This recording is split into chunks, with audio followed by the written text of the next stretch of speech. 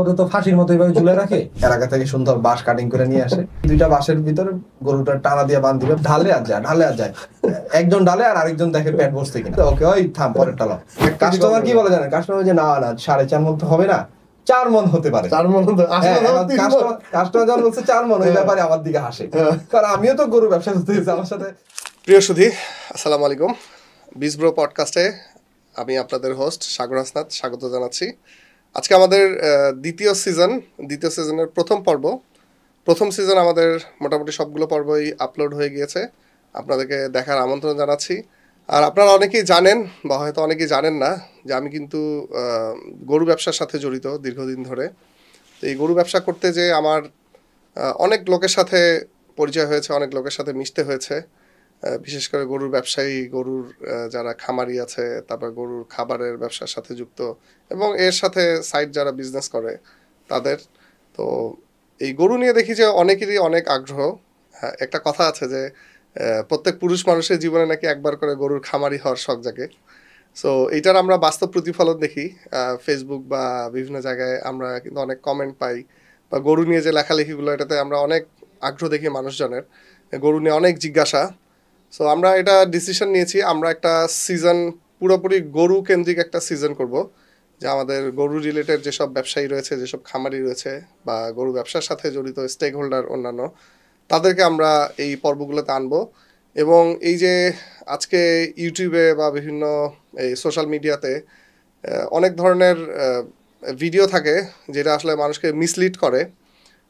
অনেকেই দেখা যায় যে এই সব ইউটিউব ভিডিওর খপ্পরে পড়ে রিয়েল পিকচার না জেনে এই ব্যবসাটায় নেমে যান এবং এই ব্যবসাটাকে অনেক সহজ মনে করেন, যে গরুর ব্যবসা, আরে 2টা গরু কিনবো, হাট থেকে কিনে এটার একটু ভুসি খাওয়াবো, এরপর বিক্রি করবো, লাভ আর লাভ। সো এইভাবে আসলে রিপ্রেজেন্ট করে ভিডিওগুলোতে, বাট এটার পিছনে অনেক গল্প থাকে, সফলতার অনেক সূত্র থাকে। আমরা চাই যে এই প্রপার টোটাল জিনিসগুলো আমরা এখানে আলোচনা করব এবং এই ভিডিওগুলোতে আমরা 2টা পয়েন্ট অফ ভিউ থেকে আলোচনা করার চেষ্টা করব। প্রথম পয়েন্ট অফ ভিউটা হচ্ছে যে একজন কাস্টমারের পয়েন্ট অফ ভিউ থেকে। একজন কাস্টমার ঈদে গরু কিনেন বা সারা বছর তিনি গরুর মাংস কিনেন।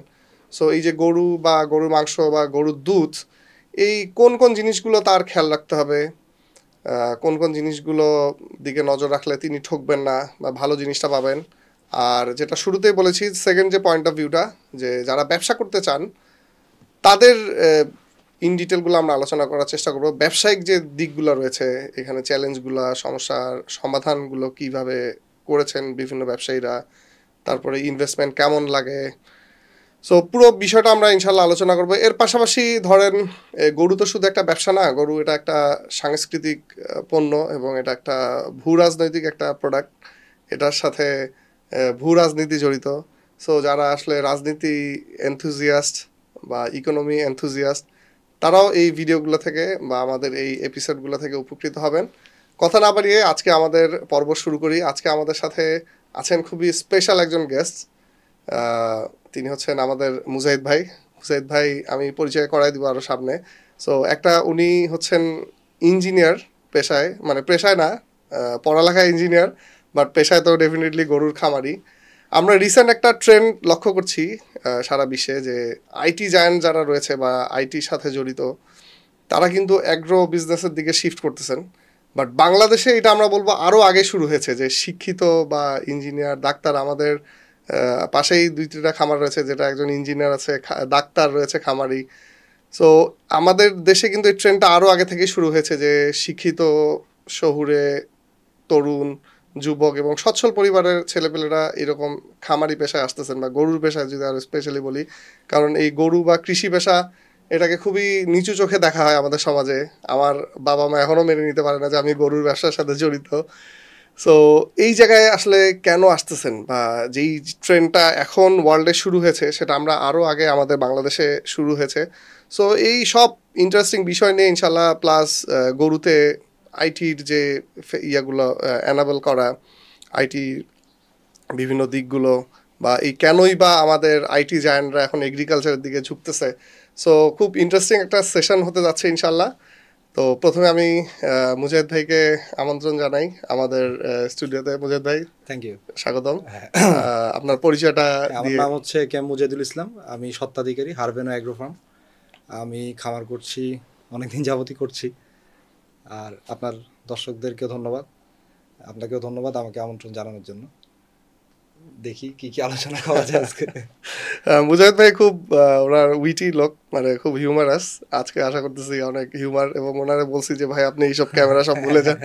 আমরা ইউজুয়ালি যে দুইজন আড্ডা দেই বা আমরা আমাদের খামারি সার্কেলে যে আড্ডাটা দেই, ওই আড্ডাটা ইনশাল্লাহ এখানে দেবো। ইনশাআল্লাহ। এখান থেকেই আমরা আশা করছি যে ভালো কিছু জিনিস আমরা আমাদের দর্শকদের আজকে উপহার দিতে পারবো। আমরা দুইজনেই খামারি, সো আমরা চেষ্টা করব একদম র এবং ভিতরের খবরগুলো, মানে আমাদের তরুণ যারা আসতে চান এই ব্যবসায় বা যারা আমাদের ক্লায়েন্ট রয়েছে তাদেরকে আমরা সচেতন করা। সো এই জিনিসগুলো আমরা ইনশাল্লাহ আলোচনা করবো। তো শুরুতেই যে পয়েন্টটা ভাইয়া, জি।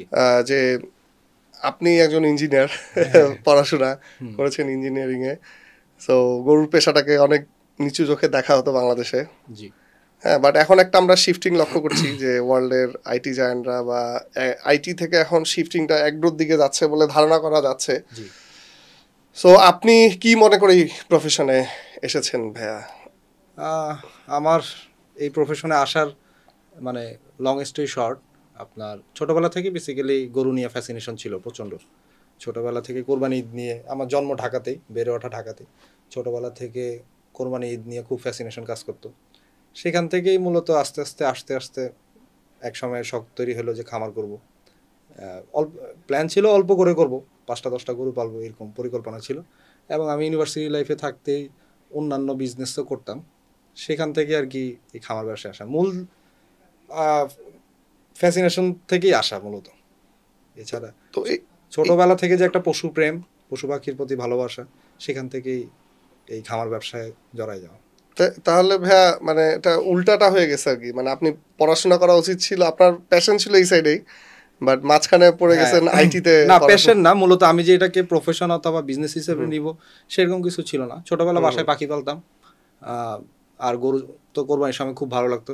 কোরবানির যে কয়েকদিন গরু কেনা থেকে শুরু করে কোরবানি ঈদ পর্যন্ত মোটামুটি ওই কয়েকদিন গরু নিয়ে ব্যস্ত থাকতাম। আচ্ছা। তো সেখান থেকে একটা সময় আমি ইউনিভার্সিটিতে থাকাকালীন সময়ই আমি খামার স্টার্ট করি।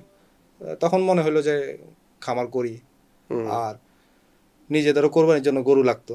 সব প্রেক্ষাপট মিলে আসলে খামারটা করা। কত সালে তাহলে ভাই আপনার আমার জার্নি স্টার্টেড ফ্রম 2019, 20 নভেম্বর 2019। যখন আপনি ইউনিভার্সিটিতে পড়াশোনা করেন, জি, তখন থেকে? হ্যাঁ, আমি 6 সেমিস্টারে থাকতে খামার ব্যবসা স্টার্ট করি। আচ্ছা, আপনি আমাদের বিহাইন্ড দ্য স্টোরিতে, বিহাইন্ড দ্য সিনে বলতেছিলেন যে আপনি একটা প্রজেক্ট সাবমিট করেছিলেন, অন্য সবাই হ্যাঁ বিভিন্ন জিনিস নিয়ে, আপনি গরু নিয়ে আপনার আইটি প্রজেক্ট সাবমিট করেছিলেন ইউনিভার্সিটিতে। সেই গল্পটা যদি একটু বলেন। মানে এটা কেন যাচ্ছি যে আমরা গরু ব্যবসা এখন কিন্তু আমরা আইটির ইমপ্লিমেন্টেশন দেখছি অনেক জায়গায়, বিভিন্ন আইটি এনাবলড করা হচ্ছে অনেক খামারগুলোকে, বা বাইরের দেশে আমরা অলরেডি এটা দেখেছি, বাংলাদেশেও হচ্ছে। আপনি যদি এই জায়গায় আমাদের একটু আলোকপাত করেন যে এটা একটা ইনফ্লুয়েন্সটা, এটা ফানি পার্ট, সেটা হচ্ছে যে আমি বিএসসি তো ফাইনাল ইয়ারে একটা ডিফেন্স থাকে আমাদের। আমার বিএসসি হচ্ছে ইলেকট্রনিক্স অ্যান্ড কমিউনিকেশন ইঞ্জিনিয়ারিং এর উপরে। তো ফাইনাল ইয়ার ডিফেন্সে দেখা যায় যে অনেকে সফটওয়্যার প্রজেক্ট করছে, হার্ডওয়্যার প্রজেক্ট করছে, হার্ডওয়্যার প্রজেক্টে নানা ধরনের প্রজেক্ট। তো আমার প্রজেক্টটা একটু ইউনিক ছিল। আমার প্রজেক্টটা ছিল আপনার পোল্ট্রি ফার্মিং এর উপর। Poultry farming, total poultry farming monitoring system. তো যেটা দিয়ে দেখা গেছে যে আপনার একটা টোটাল পোল্ট্রি ফার্মে আপনি জানেন যে অ্যামোনিয়া গ্যাস একটা ফান্ডামেন্টাল পার্ট। অ্যামোনিয়া গ্যাসের পরিমাণ বাড়লে মুরগি মারা যায়।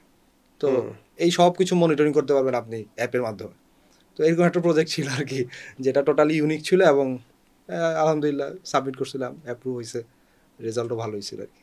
এটা একটু বলবেন ভাই আমাদের, ধরেন গরুর খামারে ইন্ডিভিজুয়ালি আমরা একটা মনিটরিং করার এখন অনেক ধরনের সফটওয়্যার দেখা যায়, এইরকম কিছু যে প্রত্যেকটা মুরগির গায়ে আপনাদের কোনো ডিভাইস থাকবে? না, এটা হচ্ছে শুধু ইকোসিস্টেমটা আপনি ইকোসিস্টেমটা বেসিক্যালি আমার প্রজেক্টটা ছিল এরকম, আপনার মুরগির শেডে একটা ডিভাইস লাগানো থাকবে, সেটা দিয়ে আপনি মুরগির শেডের টেম্পারেচার, পিএইচ, অ্যামোনিয়া লেভেল, তারপর আনুষঙ্গিক একটা মুরগির খামারে যা কিছু প্রয়োজন হয় সব কিছুই থাকবে, এবং সেটা দেখে আপনি রিড করতে পারবেন যে আমার শেডে অ্যামোনিয়ার পরিমাণ বাড়ছে, তাহলে আমি এখন চুনা দিতে হবে। আপনি জানেন যে অ্যামোনিয়া গ্যাস বাড়লে চুন দিতে হবে, চুন দিলে লেভেল কমে আর কি। আর অ্যামোনিয়া গ্যাসটা যেহেতু গ্রাউন্ড লেভেলে থাকে, আমরা কিন্তু আমাদের যে হাইট, এই হাইট থেকে আমরা অ্যামোনিয়া গ্যাসটা টের পাই না, বসতে হয় অ্যামোনিয়া গ্যাস টের পাইতে হলে। এখন তো এই ডিভাইসটা থাকলে দেখা গেছে যে আপনি ফোনেই দেখতে পাচ্ছেন আপনার শেডে কি পরিমাণ অ্যামোনিয়া গ্যাস হয়েছে, এবং আনুষঙ্গিক একটা খামারে যা কিছু মুরগির খামারের ক্ষেত্রে বেসিক্যালি যা কিছু প্রয়োজন সেগুলোর উপর ডিপেন্ড একটা সফটওয়্যার বলতে পারেন। আচ্ছা, এটা কি আলোর মুখ দেখেছে ভাই? না, এটা শুধু থিসিস? না, থিসিস না, আমি তো এটা প্রজেক্টই করছিলাম। খুব ইন্টারেস্টিং, আমার এটা খুব ভালো লাগছে। হ্যাঁ, এটা থিসিস, আমাদের থিসিস হতো না, আমাদের প্রজেক্ট হতো। আপনাকে একই সাথে পাবলিকেশনও করতে হবে, আবার ডিভাইস, হ্যাঁ, ডিভাইসটাও ডেভেলপ করতে হবে। হবে। তো করছিলাম, করে পরীক্ষা দিছি, পাস করছি। আচ্ছা, এই আলহামদুলিল্লাহ A+ পাইছিলাম। ও শেষ। বাট ওইটা আর আলোর মুখ দেখে না? ওটা কোনো কাজ করা হয় না মার্কেটে। ওইটা কি মার্কেটে আছে ওই ধরনের কোনো ডিভাইস? ওই ধরনের ডিভাইস আছে কিনা আমি সঠিক বলতে পারবো না। আচ্ছা, এমনি ইউনিভার্সিটি লেভেলে এই ধরনের প্রজেক্ট হয়, অনেকেই করে। আর আমি যেহেতু ভার্সিটি লেভেল থেকে ব্যবসা বাণিজ্য আসলে করি, এগুলা নিয়ে আর ফার্দার কাজ করার আগ্রহ তেমন ছিল না আর কি। আচ্ছা, তাহলে ভাই এখন যদি আমরা গরুর সেক্টরে আসি, আইটির বিষয়গুলো আমরা ইউটিউবে বা বিভিন্ন ধরনের ভিডিওতে দেখি, বাইরের খামারগুলো অনেক বেশি আইটি অ্যানাবল। ওদের ডিভাইস থাকে শরীরের মধ্যে, তারপরে ওর কি পরিমাণ খাবার লাগবে, টেম্পারেচার কেমন, জ্বর আসছে কিনা, কৃমি ভিতরে হয়েছে কিনা, তারপরে ল্যাকটেশনে, বিশেষ করে গাভীর যে খামারগুলো, দুধের ডেইরি ফার্মগুলোতে আমরা অনেক বেশি ইউটিলাইজেশন দেখি। সো বাংলাদেশে কিন্তু ওইভাবে আমরা এখনো দেখছি না। গুটি কয়েক খামার হয়তো দু একটা ট্রাই করছে, বাট খুবই পার্শিয়ালি। সো এইটা কেন, বা এটার স্কোপগুলো যদি একটু আলোচনা করেন, বা এই সাইডে আসলে আমাদের কাজ করার সুযোগগুলো আমাদের বেসিক্যালি আমি তো ফার্মিং করতেছি ধরেন আজকে 6 বছর ধরে করতেছি। এই 6 বছরে আমার যেটা অ্যানালাইসিস সেটা হলো যে আমাদের দেশে এখনো মানে সব ব্যয় কিন্তু টেকনিক্যালি সাউন্ড না। রাইট, আপনি খামারের মালিক, আপনি টেকনিক্যালি সাউন্ড হইলেই হইল না, খামারের স্টাফরাও হইতে। এক্স্যাক্টলি। তো বাহিরে যেই ধরনের বেসিক্যালি ইউরোপের ফার্মিং, ইউরোপ আমেরিকার ফার্মিং আর আমাদের দেশের ফার্মিং এর মধ্যে পার্থক্য আছে। ওটার সাথে এটা মিলাইলে তো আসলে হবে না। কারণ এখন আমি আইটি বেস, কি পার্থক্য হবে একটু যদি ডিফারেন্স দেখেন, আমরা খামার করতেছি অল্প পরিমাণ জমিতে, আর ওরা ফ্রি রেঞ্জ ওপেন ল্যান্ডে ফার্ম করে। তো ওপেন ল্যান্ডে ফার্ম করলে আপনি তো প্রতিটা গরুর কানে একটা ডিভাইস লাগানোর প্রয়োজন হয়। আবার আপনার যখন শত শত গরু থাকবে, ওইটা ট্র্যাক করাটা তো ডিফিকাল্ট। হ্যাঁ, তারপর ফ্রি রেঞ্জে গরুলো ফিরলো, একটা শেডে সে খাবে। আমরা বাইরের যে ভিডিওগুলো দেখি, লাইন ফলোয়ার রোবট দিয়ে খাওয়া, একটা কনভেয়ার বেল্টের মাধ্যমে খাবার আসে আবার চলে যায়। তো ওইগুলো আমাদের দেশে আসলে অত বেশি সাস্টেনেবল হয় না। কারণ ওই যে যেটা বললাম, স্টাফরা, আমার এখানে তো ধরেন আলটিমেটলি আমরা রাখালদের রাখি খাওয়া, তো এই জন্য। আর আমাদের ওরকম বড় প্রজেক্ট হয় না, এটার জন্য আসলে বড় প্রজেক্ট হওয়া জরুরি। 20টা 50টা গরুর জন্য এত কিছু ইমপ্লিমেন্টেশন আসলে ইফেক্টিভ না খুব একটা। তাহলে ভাইয়া 3টা পয়েন্ট আসলো এখানে আপনার, যে জমির স্বল্পতা, স্টাফদের অজ্ঞতা, আর একটা হচ্ছে যে আমাদের রেঞ্জগুলার, খামারগুলার ক্যাপাসিটি কম, বা আমাদের যেহেতু মানে ফ্রি ল্যান্ড কম। এই জায়গায় একটা রিলিভেন্ট প্রশ্ন আসে আমাদের কাছে অনেক জায়গায়, যে বাংলাদেশে গরুর মাংসের দাম কেন বেশি, কেন অন্যান্য কান্ট্রির তুলনায়? সো এইটা তো একটা অ্যান্সার, যে আমাদের প্রোডাকশন কস্ট বেশি, অনেক বেশি, কারণ আমাদের ল্যান্ড কম। ক্লায়েন্ট লেভেলে আসলে আমি নিজেও যখন ধরেন মাংসের ক্রেতা ছিলাম, অনেক একভাবে চিন্তা করতাম, এখন আরেকভাবে অনেক কিছু চিন্তা হয়। সেটা হলো যে ক্লায়েন্ট লেভেলে তো অনেক ধরনের চিন্তা ভাবনা হবে, কারণ সবার প্রতি সম্মান রেখেই বলতেছি, সবাই তো আসলে এত অ্যানালাইসিস করে না। আমরা যদি এই ব্যবসাটা করতেছি এই জন্য করতে অ্যানালাইসিস আছে। সবচেয়ে বড় বিষয় হলো আমাদের দেশের, আমাদের নেটিভ কোনো তো ভালো ব্রিড নেই। আচ্ছা, আমার তো ধরেন একটা ভালো জাতের আমরা আলোচনা করছি গরুর মাংসের দাম বেশি কেন এই পয়েন্টটাতে। এটা যদি আমরা এটা ধরে যদি একটু আগাই, কারণ আমরা এটা একটু একাডেমিক্যালি আগাইতে চাই, পয়েন্ট ধরে ধরে, যে গরুর মাংসের 2টা পার্ট দেখেন। একটা পার্ট হচ্ছে আমাদের তো মাংসের ভালো কোনো জাত নাই, আমার নেটিভ কোনো ব্রিড নাই, এবং আমাদের এখানে কোনো ব্রিড ডেভেলপও হয়নি। সেকেন্ডলি হচ্ছে ফুড কস্ট।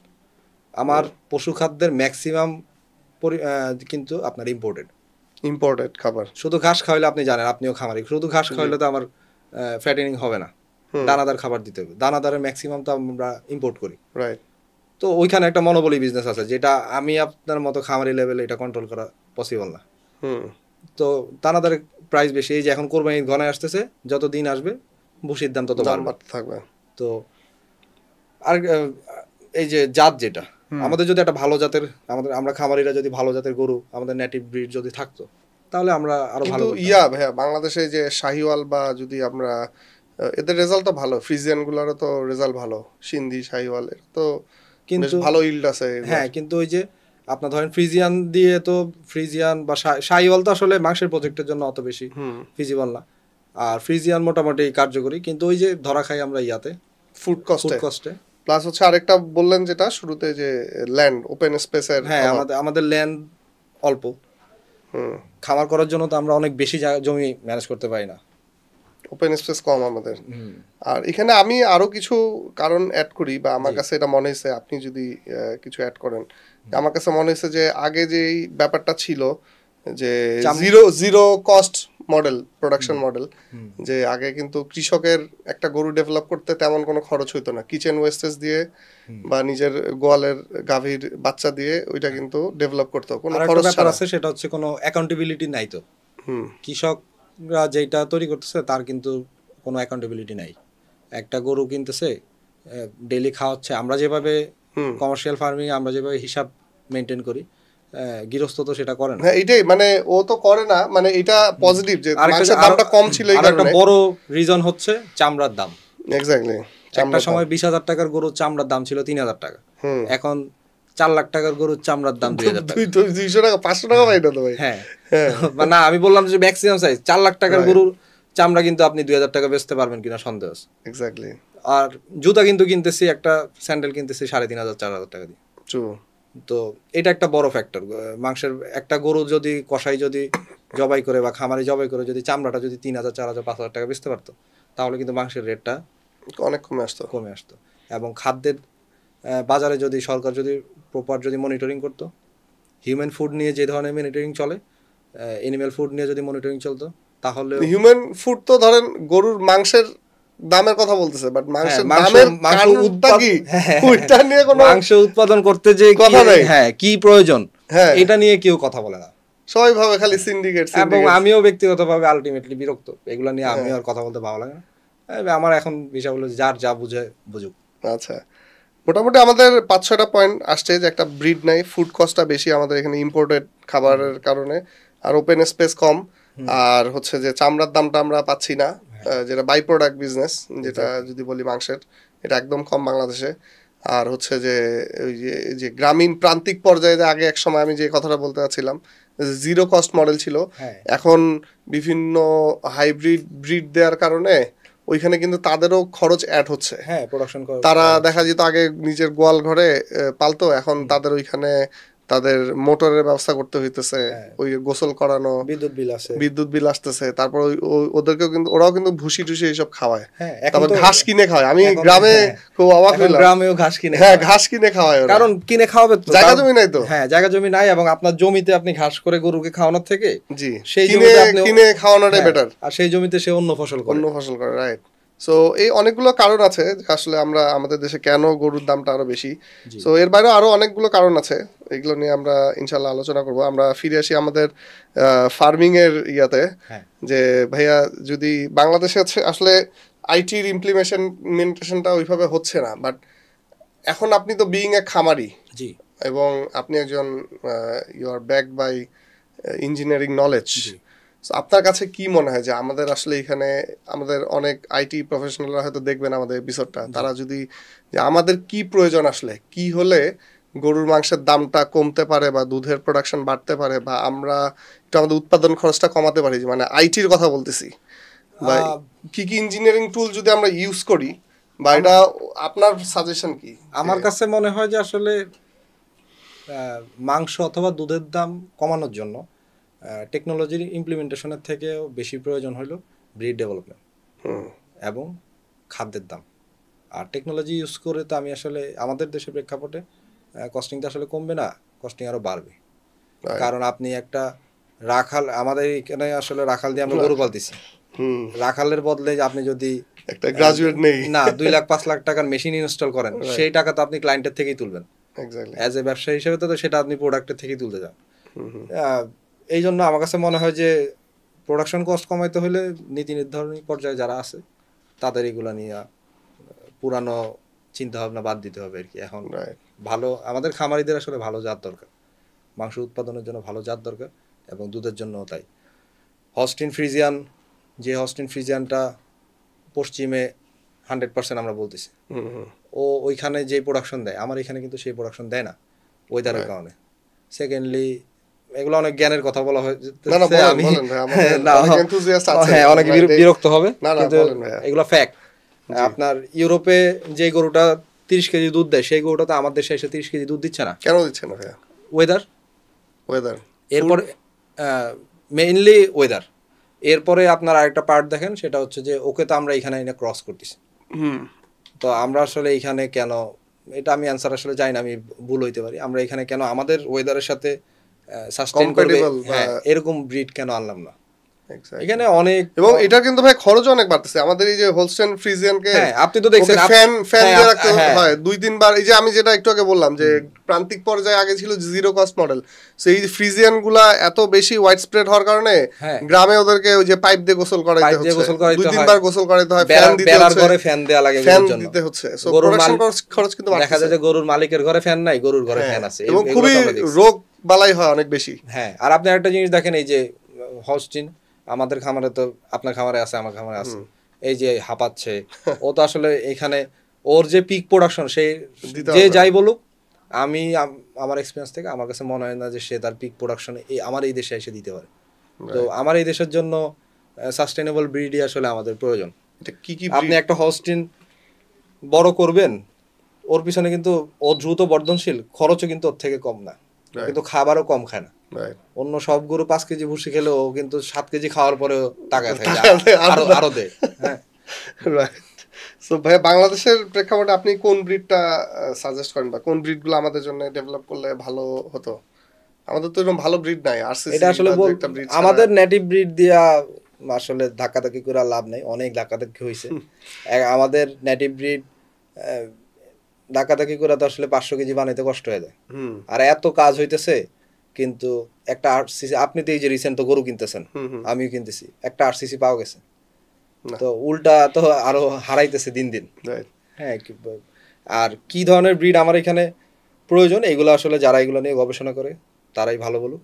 আমরা বললে আসলে আমরা আমাদেরটা ইয়া হবে না, অ্যাকসেপ্টেড হবে না। কারণ আমি তো দেখছি নীতি নির্ধারণী পর্যায়ে যারা আছে, ওনারা ধরেন পৃথিবীর সব গল্প আপনার থেকে শুনতে চায়। আপনিও তো আমাদের সাথে ছিলেন, মিটিং গুলোতে তো আপনিও আমাদের সাথে ছিলেন, কিন্তু ব্রিড নিয়ে তারা কোনো আলোচনা শুনতে চায় না। কেন চায় না, এটা আমি আমার বোধগম্য না যে কেন শুনতে চায়। কিন্তু আলটিমেটলি তো আমরাই তো এন্ড ইউজার না, আমরাই তো এটা প্রোডাকশন করতেছি। সো আমাদের মতামত যদি না শুনে, আমাদের রেজাল্টটা যদি তারা না কাউন্ট করে তাদের গবেষণায়, আপনি তো আমাদের সাথে ছিলেন, আপনি তো দেখছেন যে সব গল্প শুনে, কিন্তু জাতের গল্প আসলে তারা বেজাত হয়ে যায়।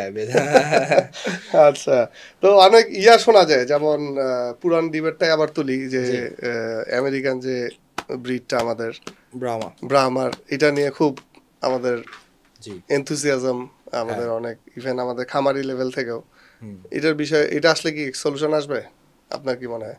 আমি তো আসলে ব্রাহ্মা, অরিজিনাল ব্রাহ্মা তো পালি নাই, ক্রস পালছিলাম। এখন সলিউশন আসবে কিনা সেটা, ব্রাহ্মার আবার একটা সমস্যা আছে, দুধের প্রোডাকশন কম। এখন যদি ষাঁড় বাচ্চা না হয়, যদি বকনা বাচ্চা হয় প্রোডাকশন, তাহলে তো অসুবিধা। এটার বদলে মনে হয় গিরল্যান্ডও মনে হয় ভালো।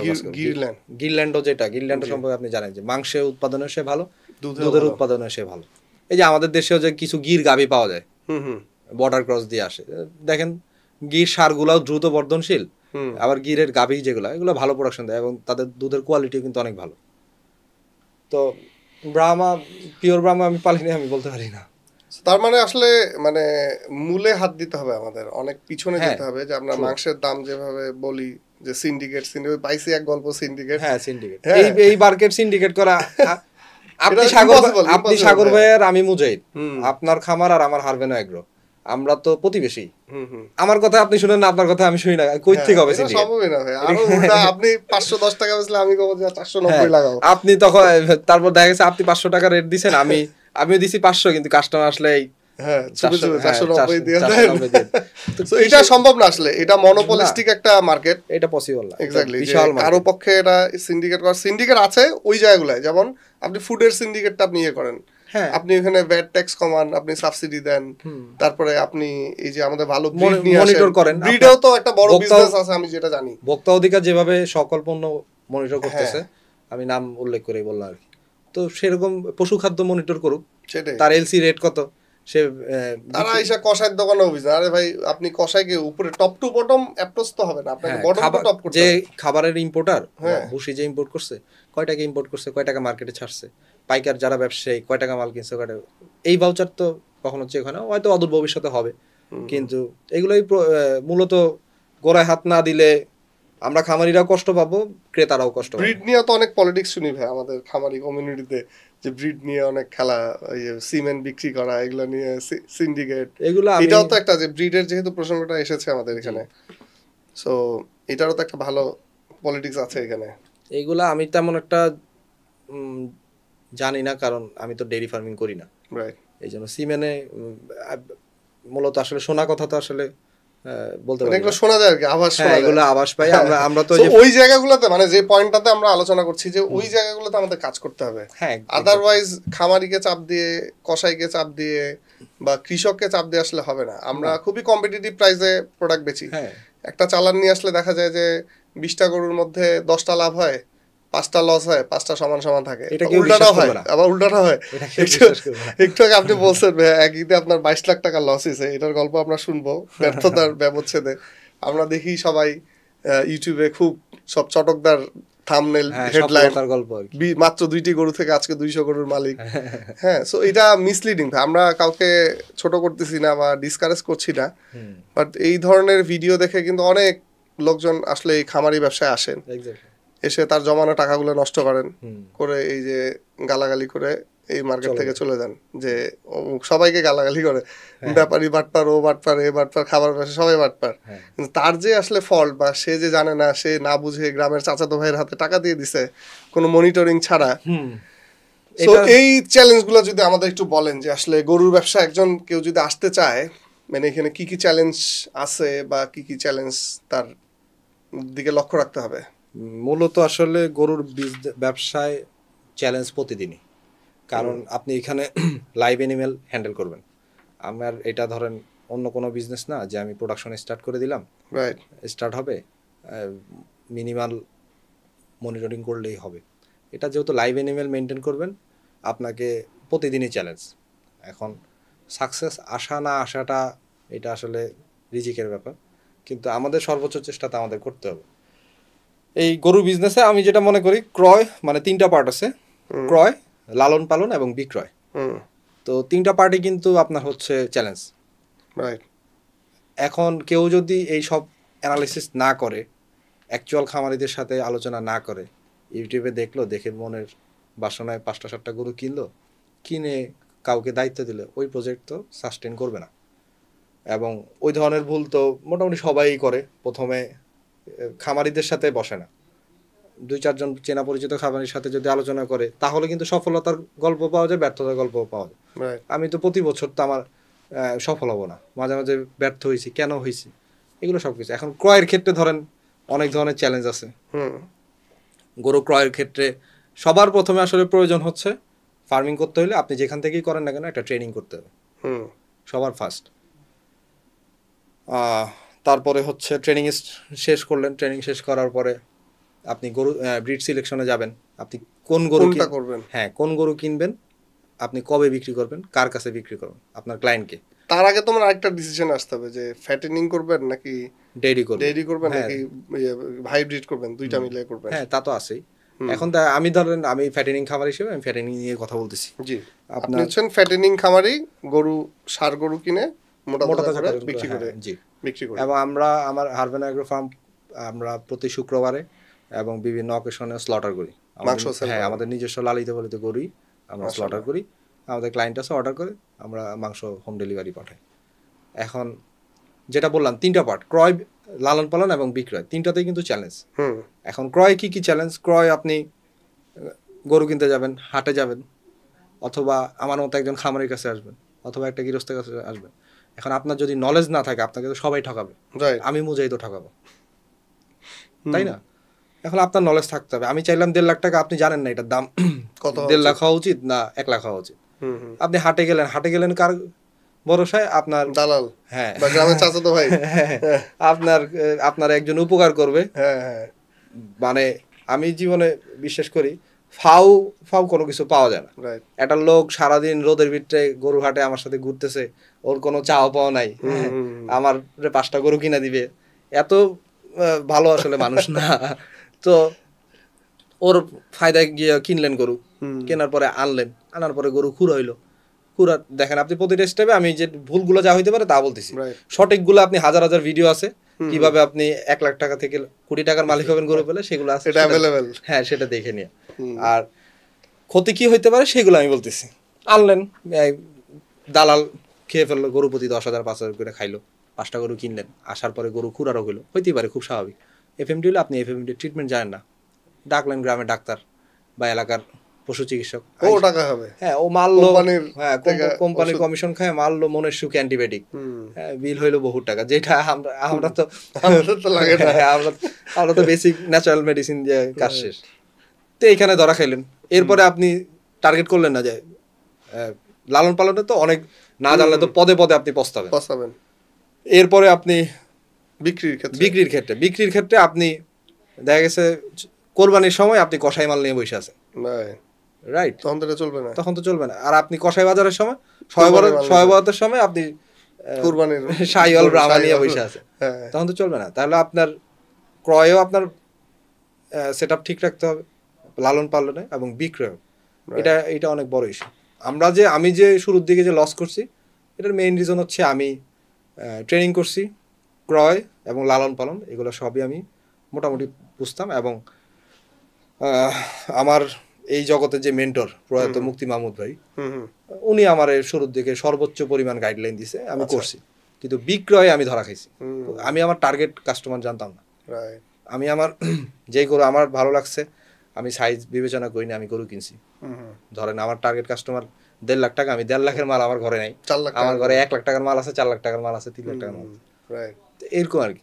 এখন আস্তে আস্তে শিখতে এটা হয়। আর আমার কাছে একটা জিনিস মনে হয় যে এটা ধর খুব ইনভেস্টের এগেনস্টে রিটার্ন অন তো আহামরি না যে এত ক্রেজি হয়ে এখানে আসতে হবে। আপনার যদি ফ্যাসিনেশন না থাকে তাহলে আলটিমেটলি এখানে আসার কোনো মানে নেই। এক্স্যাক্টলি, কারণ টাকা দিয়ে আসলে অন্য আরও বিজনেস করা যায়, এই বিজনেসে শুধু টাকা দিয়ে হয় না, ফ্যাসিনেশন থাকা লাগে। এক্স্যাক্টলি, আমি গত পরশুদিন একটা গরু বিক্রি করছি, রাত 2টা বাজে কাস্টমার ফোন দিছে, 3:30 পর্যন্ত কাস্টমারের সাথে নেগোসিয়েশন করছি ফোনে। তো এবং আলহামদুলিল্লাহ সে কোরবানির জন্য গরুটা বুকিং দিছে। তো এই ধরনের ফ্যাসিনেশন না থাকলে তো আসলে ডিফিকাল্ট।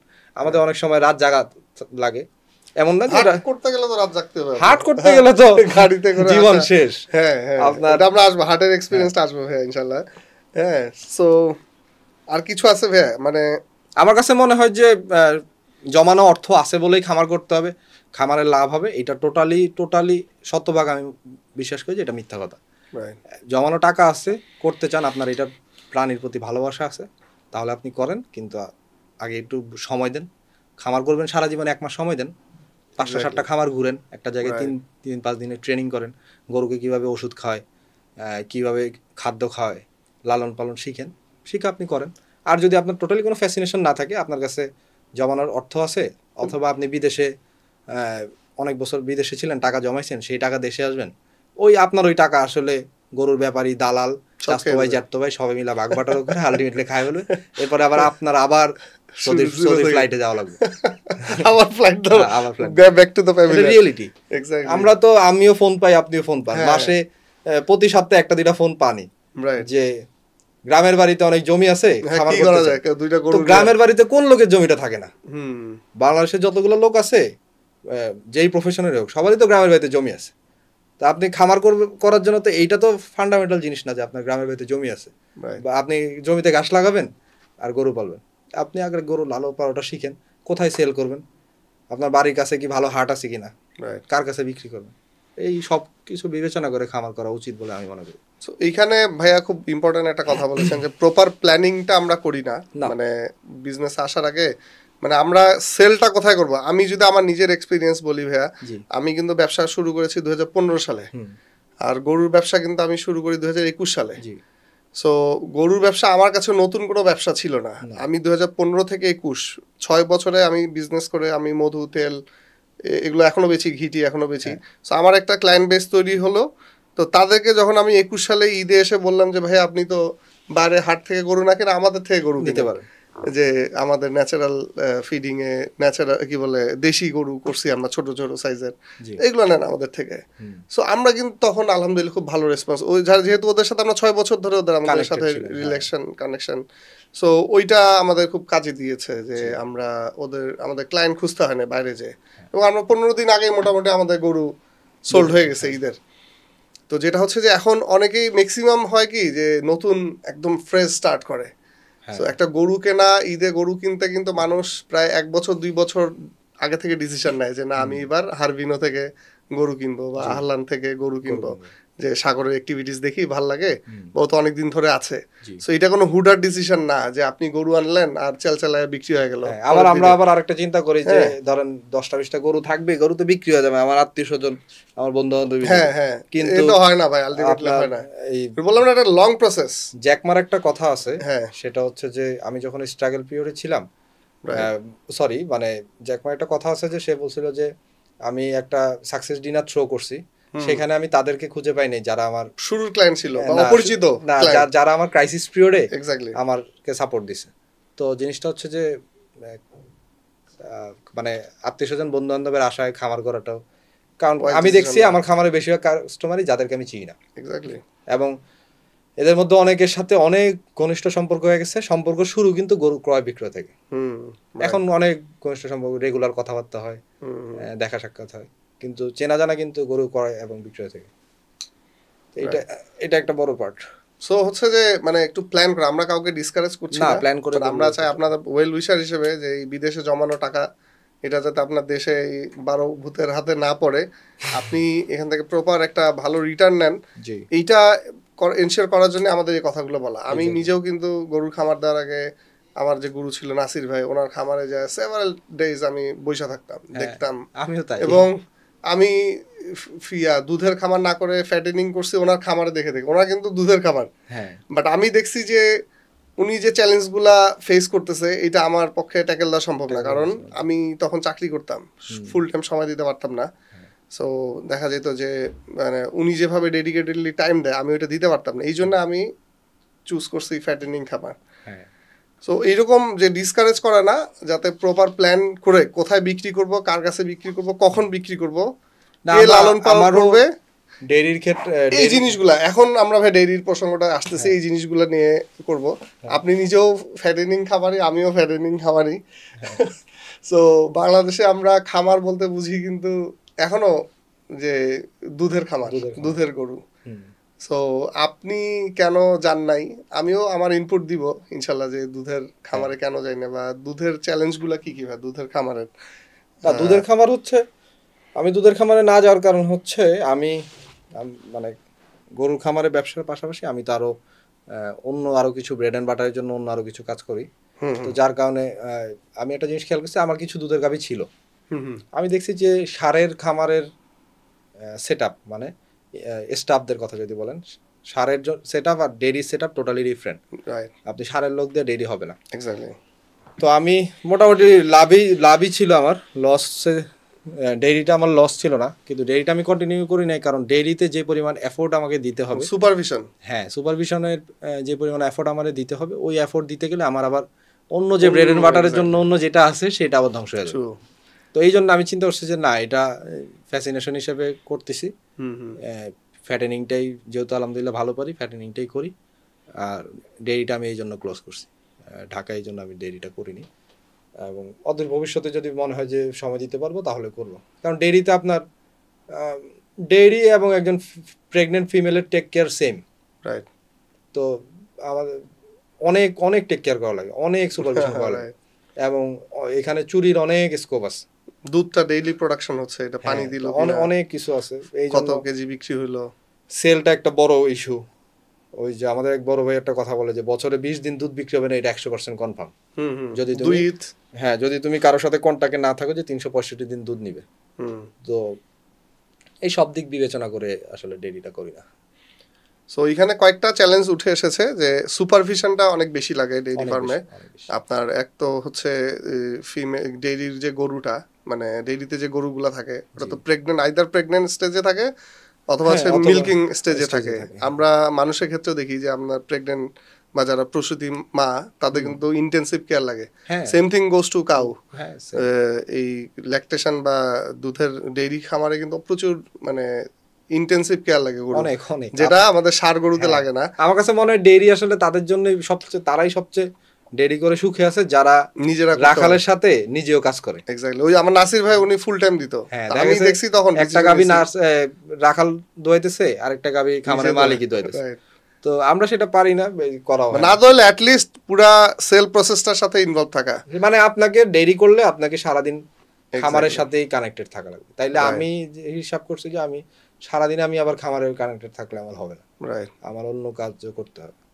এইখানে যারা আমাদের প্রবাসী ভাই বা যারা ঢাকা থেকে গ্রামে চাচাতো ভাইদেরকে দিয়ে খামার করাবেন, তাদের জন্য একটা গাইডলাইন হচ্ছে যে আপনারা ভাই ডেইরিতে যায়েন না। না, যায়েন না বলা ভুল হবে, যাক, কিন্তু যদি সুপারভিশন লাগবে না, সে তো সুপারভিশন করতে পারছে না। অন্য কাউকে দিয়া করলে আমি বলবো যে অন্য কাউকে দিয়া করলে কোনো খামারই করার দরকার নেই। আপনি সাগর ভাইকে আমাকে দিয়ে আপনার খামার রান করাইতে পারবেন? আপনার মন মতো হবে কোনোদিন? আমার কাছে মনে হয় যে একটা খামার মেনটেন করার জন্য প্রথম কথা হলো যে খামার যেইখানে থাকবে আপনার বাসস্থান শেষ, মানে স্টেশন লিভ করা যাবে না। আপনি থাকেন গাজীপুর, আপনার খামার হবে বসিলা 40 ফিট রোডে, পাশে মুজাহিদ ভাইয়ের খামার আছে, মুজাহিদ ভাইও খেয়াল টেয়াল রাখবে, হবে না জীবনে। আপনাকে বসিলে আপনি খামার, আপনি ঢাকা শহরে থাকেন, যাতে আপনার প্রেজেন্সটা থাকে। আপনি যখনই ফ্রি থাকলেন আপনি খামারে আসা যাওয়া করতে পারবেন। আপনি থাকেন এক জায়গায়, খামার আরেক জায়গায়, আপনি ঢাকা, খামার আরেক জেলায়, ওই ধরনের প্রজেক্ট আমি মোস্ট অফ দ্য টাইম দেখছি যে সাস্টেইন করে না এবং ডিসকারেজ করেন। তারপর মানে কম্পারেটিভলি বলছি যে যদি মানে ইয়াতে ফ্যাটেনিং এ একটু সুপারভিশনটা কম লাগে, ধরেন 2 দিন 5 দিন আপনি না থাকলেও চলবে, একটা যদি প্রপার রাখাল থাকে। ধরেন আমরা তো অনেক ক্ষতিগ্রস্ত খামারের গরুই কিনে আনছি, অনেক সময় ফোন পাই যে খামার ধরে সব গরু বিক্রি করবে। তো সেখানে যে মোস্ট অফ দ্য টাইম আমি যেটা দেখি যে উনি মালিক থাকে না, উনি অন্য কোনো প্রফেশনে ঢাকা শহরে থাকে, উনি এলাকার কাউরে দিয়ে করাইছে, আলটিমেটলি প্রজেক্টটা ধ্বংস হয়েছে, গরুগুলারও কষ্ট হয়েছে, প্রপার নার্সিং হয় নাই। এরপরে আমরা কিনে আনি, আমরা প্রপার টেক কেয়ার দিয়ে আমরা দেখি যে যেই গরু ওনার ওখানে ফ্যাটেনিং হয় না, ওই গরু তো আমার এখানে ভালো। কারণ একটা ফার্মে ফিজিক্যাল এক্সিস্টেন্স থাকা অনেক জরুরি। আমার টোটাল ফার্ম, আপনি জানেন যে টোটাল ফার্ম সিসি ক্যামেরা দ্বারা মানে ক্যামেরা লাগানো আছে। আমি যখন খুশি তখন বাসায় বসে মোবাইলে দেখতে পাচ্ছি এবং আমি আমার স্টাফদেরকে শুরু থেকেই একটু টেকনিক্যালি সাউন্ড বানানোর চেষ্টা করছি যারা রাখাল। ওরা দেখা যায় যে হোয়াটসঅ্যাপ খুবই অ্যাক্টিভ, কোনো গরু ইস্যু থাকলে আমার ভিডিও পাঠাইতেছে, প্রতিনিয়ত ওদের সাথে আমার হোয়াটসঅ্যাপে কমিউনিকেশন হয়। আচ্ছা, তারপরেও আমি খামারে আমার কোনো কাজ না থাকলেও আমি ফ্রি থাকলে আমি খামারে যাই বসে থাকি, কারণ এবং যাওয়ার পরে আমি দেখা যায় 2-1টা ইস্যু যেটা আমি থাকলে সলভ হয়, আমি না থাকলে হয় না। এখানে একটা খুব ইম্পর্টেন্ট কথা আছে, এটা সব শুধু খামারই না, যে founders food stay with the is the best fertiliser. আপনি একটা জিনিস কল্পনা করেন, ধরেন একটা গরু নাকে দড়ি দেয়া আছে, আপনি আপনার খামারটা আপনি আমারে দিয়ে চালাইতেছেন, ওই গরুর নাকের দড়িটা ঘুইরা কেটে গেছে না, ধরেন ঘুইরা ঢুকে আছে, কোনো ইনজুর হয় না, কিন্তু সে আজকে বিকালে খাইলো না, এটা আপনার রাখাল ও সারা দুনিয়া খুঁজা বের করবে খাইলো না কেন, কিন্তু আপনি ফাউন্ডার, আপনি প্রথমেই শেডে ঢুকে বলেন যে ওই গরুর নাকের দড়িটা ঠিক করো। এইটা ভাই আমি এবার আমাদের একটা এক্সপেরিয়েন্স শেয়ার করি। এবার ঈদে যেটা হয়েছে, আমার তো আপনার তো ইন্ডিপেন্ডেন্ট হাউস মনে হয় চারি, যেটা আমারটা হচ্ছে একটু ওই কমন হাউস, টানা হাউস, যেটা 2 সাইড থেকে গরু একসাথে খায়। তো একটা খুব ভালো একটা গরু ছিল বুঝছেন, ওটা খুব গ্রোথ ছিল। তো ঈদের সময় তো জানেন আমাদের প্রচুর গরু মুভ করাতে হয়, প্লেস চেঞ্জ করতে হয়, গরু বের করতে হয়, ঢুকাইতে হয়, জায়গা চেঞ্জ হয়। তো ওই গরু কয়েকটা দেখলাম কিরে দিন দিন শুকায় যেতেছে ওই চারপাশে, কিন্তু খুব সুন্দর গরু ভাই, লাল গরু, ওটার গ্রোথও ছিল ভালো। আমার রাখাল তো প্রত্যেকদিন খাবার দিতেছে, ও ঘুমাইতেছে খাবার দিয়া, তা আমি দেখি কি গরুগুলো শুকায় যেতেছে কেন। তো একদিন আমি ওর খাইতেছে, আমি খাওয়ার সময় দাঁড়ায় দাঁড়ায় দেখি কি ওই হাউসে ওইটার অপোজিটে যে গরুটা ছিল ওইটা ছিল বক্সার, বুঝছেন, ফাইটার, ওই যে এত বড় শিং, বুঝছেন। ও দেখলাম কি মানে সামনে ওইটারে পুরা শিং দিয়ে এবং ওর জায়গার যে খাবারটা ওইটা সে রেখে দিছে, দিয়ে ওইটার যে খাবার আগে ওইটা শেষ করতেছে, বুঝছেন। দেখি ওই বেচারা ভয়ে, অত শিং নাই, শিং দেখে আমি ইমিডিয়েট বললাম যে ভাই এখনই গরু সরাও এটারে নিয়ে ওরে রিমান্ডে নিয়ে গেছি একদম ডিটেনশন আলাদা একটা জায়গায় তুই এখানে এগুলো তো কমন সিনারি। তো এটা দেখেন এই যে আমি থাকলাম নাহলে কিন্তু গরু ওই দুইটা গেছিলই কোনো খাবার পাইতেছে না তারা। সো আপনি এই যে বিদেশে থাকবেন ঢাকা শহরে থাকবেন এটা হয় না ভাই। আমরা প্রত্যেকদিন যেই এই ট্রাভেলগুলো শুট করতে হয় মানে ফানি পার্ট হচ্ছে যে হবে ধরেন আমি একটু ক্যাজুয়ালি কথা বলতেছি, এটা হলো যে হবে ধরেন গরু মোটা হবে না, গরু জারে দিয়ে পালাবেন ও মোটা হবে। আপনি বিদেশ থেকে টাকা পাঠাবেন, চাচা তো এটা মোটা হবে। আচ্ছা ভাইয়া খুব চমৎকার আলোচনা হচ্ছে। মানে আমরা আসলে নেগেটিভ কথাগুলো বেশি আসতেছে, আমরা পজিটিভ দেখে দেখে আমাদের মানে টাকা নষ্ট হয়ে গেছে। বেসিক্যালি নেগেটিভ কেন বলতেছি, সব ইউটিউব বলেন যেখানেই বলেন সব জায়গায় তো পজিটিভ কথা, রাইট, কিন্তু সেই কথার সাথে তো বাস্তবতার আসলে মিল নেই। এখন আমরা যে কথাগুলো বললাম এগুলো সব আমার এবং আপনার প্র্যাকটিক্যাল এক্সপিরিয়েন্স থেকেই তো আমরা বললাম, এই যে কদিন ব্যবসা করছি এই এক্সপিরিয়েন্স থেকে বলছি। এখন এটা মানা না মানা বেসিক্যালি ইন্ডিভিজুয়াল, যার খুশি সে, কিন্তু সবাই ব্যবসা করতে আসলে দেখা যাবে যে আমি মুজাহিদ, আপনি সাগর ভাই আজকে যে কথাগুলো বলছেন এগুলোই রিয়েলিটি, এগুলোই ফ্যাক্ট। এবং এটা ওই যে যেটা বললাম মানা না মানা এটা যার যার। গরু ব্যবসা একটা বড় চ্যালেঞ্জ ভাইয়া, যেটা আমি ফেস করি, আপনিও করেন বা অনেকেই করে সব খামারি, যে ইনভেস্টমেন্টটা বা টাকা পয়সা, হিউজ টাকা পয়সা লাগে। ধরেন আমরা গরু এবার যদি 100 গরু টার্গেট রাখি, 1 কোটি টাকা মিনিমাম মাঠে হাতে নিয়ে নামতে হবে, বা 150 গরু করলে মানে এটা মিনিমাম। দেশালের কথা বলতে আপনি হাসতেছেন, মানে আপনার বাজেট তো অনেক বেশি থাকে। সো ধরেন 1-1.5 কোটি টাকা মিনিমাম নিয়ে নামতে হবে, বা যদি আপনি অ্যাটলিস্ট করে ধরেন 20টা গরু নিয়ে নামতে হবে, 15-20 লাখ টাকা অ্যারেঞ্জমেন্ট।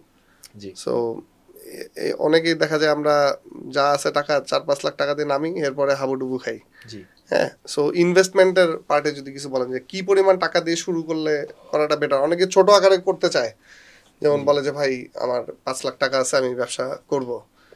এই সব বিষয়ে আপনি কি সাজেস্ট করেন, বা এখানে ধরেন কি পরিমাণ ইনভেস্ট নিয়ে নামা উচিত? হ্যাঁ, এখানে ইনভেস্টমেন্টের থেকেও জরুরি হচ্ছে যে কোয়ান্টিটি, গরুর কোয়ান্টিটি। আপনি কোন সাইজের গরু পালবেন এটা একটা বড় পার্ট।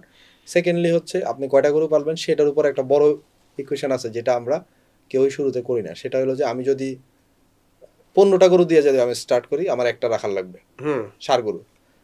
15টা ষাঁড় গরু মোটামুটি একজন রাখাল গুড এনাফ। এবং ভালো রাখাল হলে 20টা-22টা একা পালতে পারে ষাঁড় গরুর ক্ষেত্রে। তো এখন দেখা গেল আপনি XYZ 5টা গরু দিয়ে স্টার্ট করছেন, একটা রাখাল নিয়ে রাখছেন। আপনার রাখাল তো একটাই ভাই, গরু একটা পারলে আপনার রাখাল একটা রাখা লাগবে, বেতন দিতে হবে। হ্যাঁ, ওর বেতন তার কম নাই। আর গরু 15টা পারলে আপনার রাখাল একজন। কিন্তু আপনি যদি চিন্তা করেন যে তাহলে আমি 40টা পারবো, তখন আপনি 2টা রাখাল বা 3টা নিতে পারেন।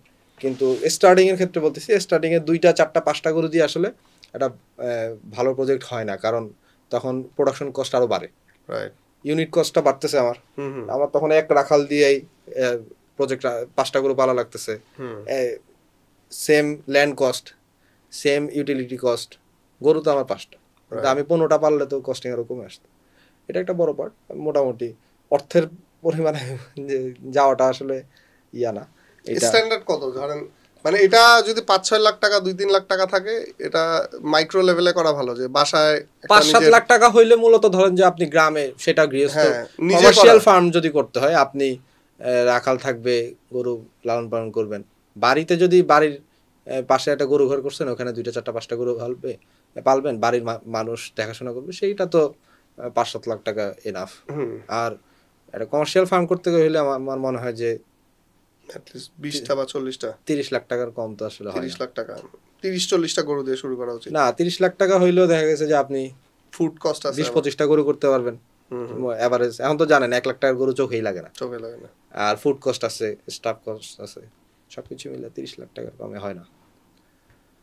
আর গ্রামে আরেকটা মডেল দেখি ভাই, আধি দেয়। এটা আপনাদের দিকে আছে কিনা? আমাদের উত্তরবঙ্গের দিকে ওই যে ইয়া থেকে বর্গা দেয়। আমাদের এলাকায় বলে, আমার গ্রামের বাড়ি ফেনী, আমাদের ওইদিকে বলে বর্গা। আমাদের এখন তো আর এইসব নাই। এক্স্যাক্টলি। তো ওইটা অনেকেই ফলো করার ট্রাই করে, যে ওই যে চাচাতো ভাইদের বা আশেপাশের লোকজনদের দেয়, দিয়ে এটা তো আসলে 50-50 বা বাসুর হইলে অর্ধেক, বাট এটা নিয়ে অনেক নেগেটিভিটি আছে। এটা কি করা যায় কিনা, মানে যাদের আইডল আমরা প্রচুর এরকম পাই ভাইয়া, এটা তো আসলে বেসিক্যালি যে টাকা আছে, মানে কিছু টাকা জমছে, এখন গরু নিয়ে কিছু করতে চায়। এটা তো আসলে ধরেন ম্যান টু ম্যান ভ্যারি করে। এখন আপনার সাথে কোন মানুষটার কেমন সম্পর্ক সেটা, বা কোন মানুষটা কেমন, আমি যারে দিয়া পালাবো সেই মানুষটা কেমন, সেটা আসলে আমার এডিট করতে হবে।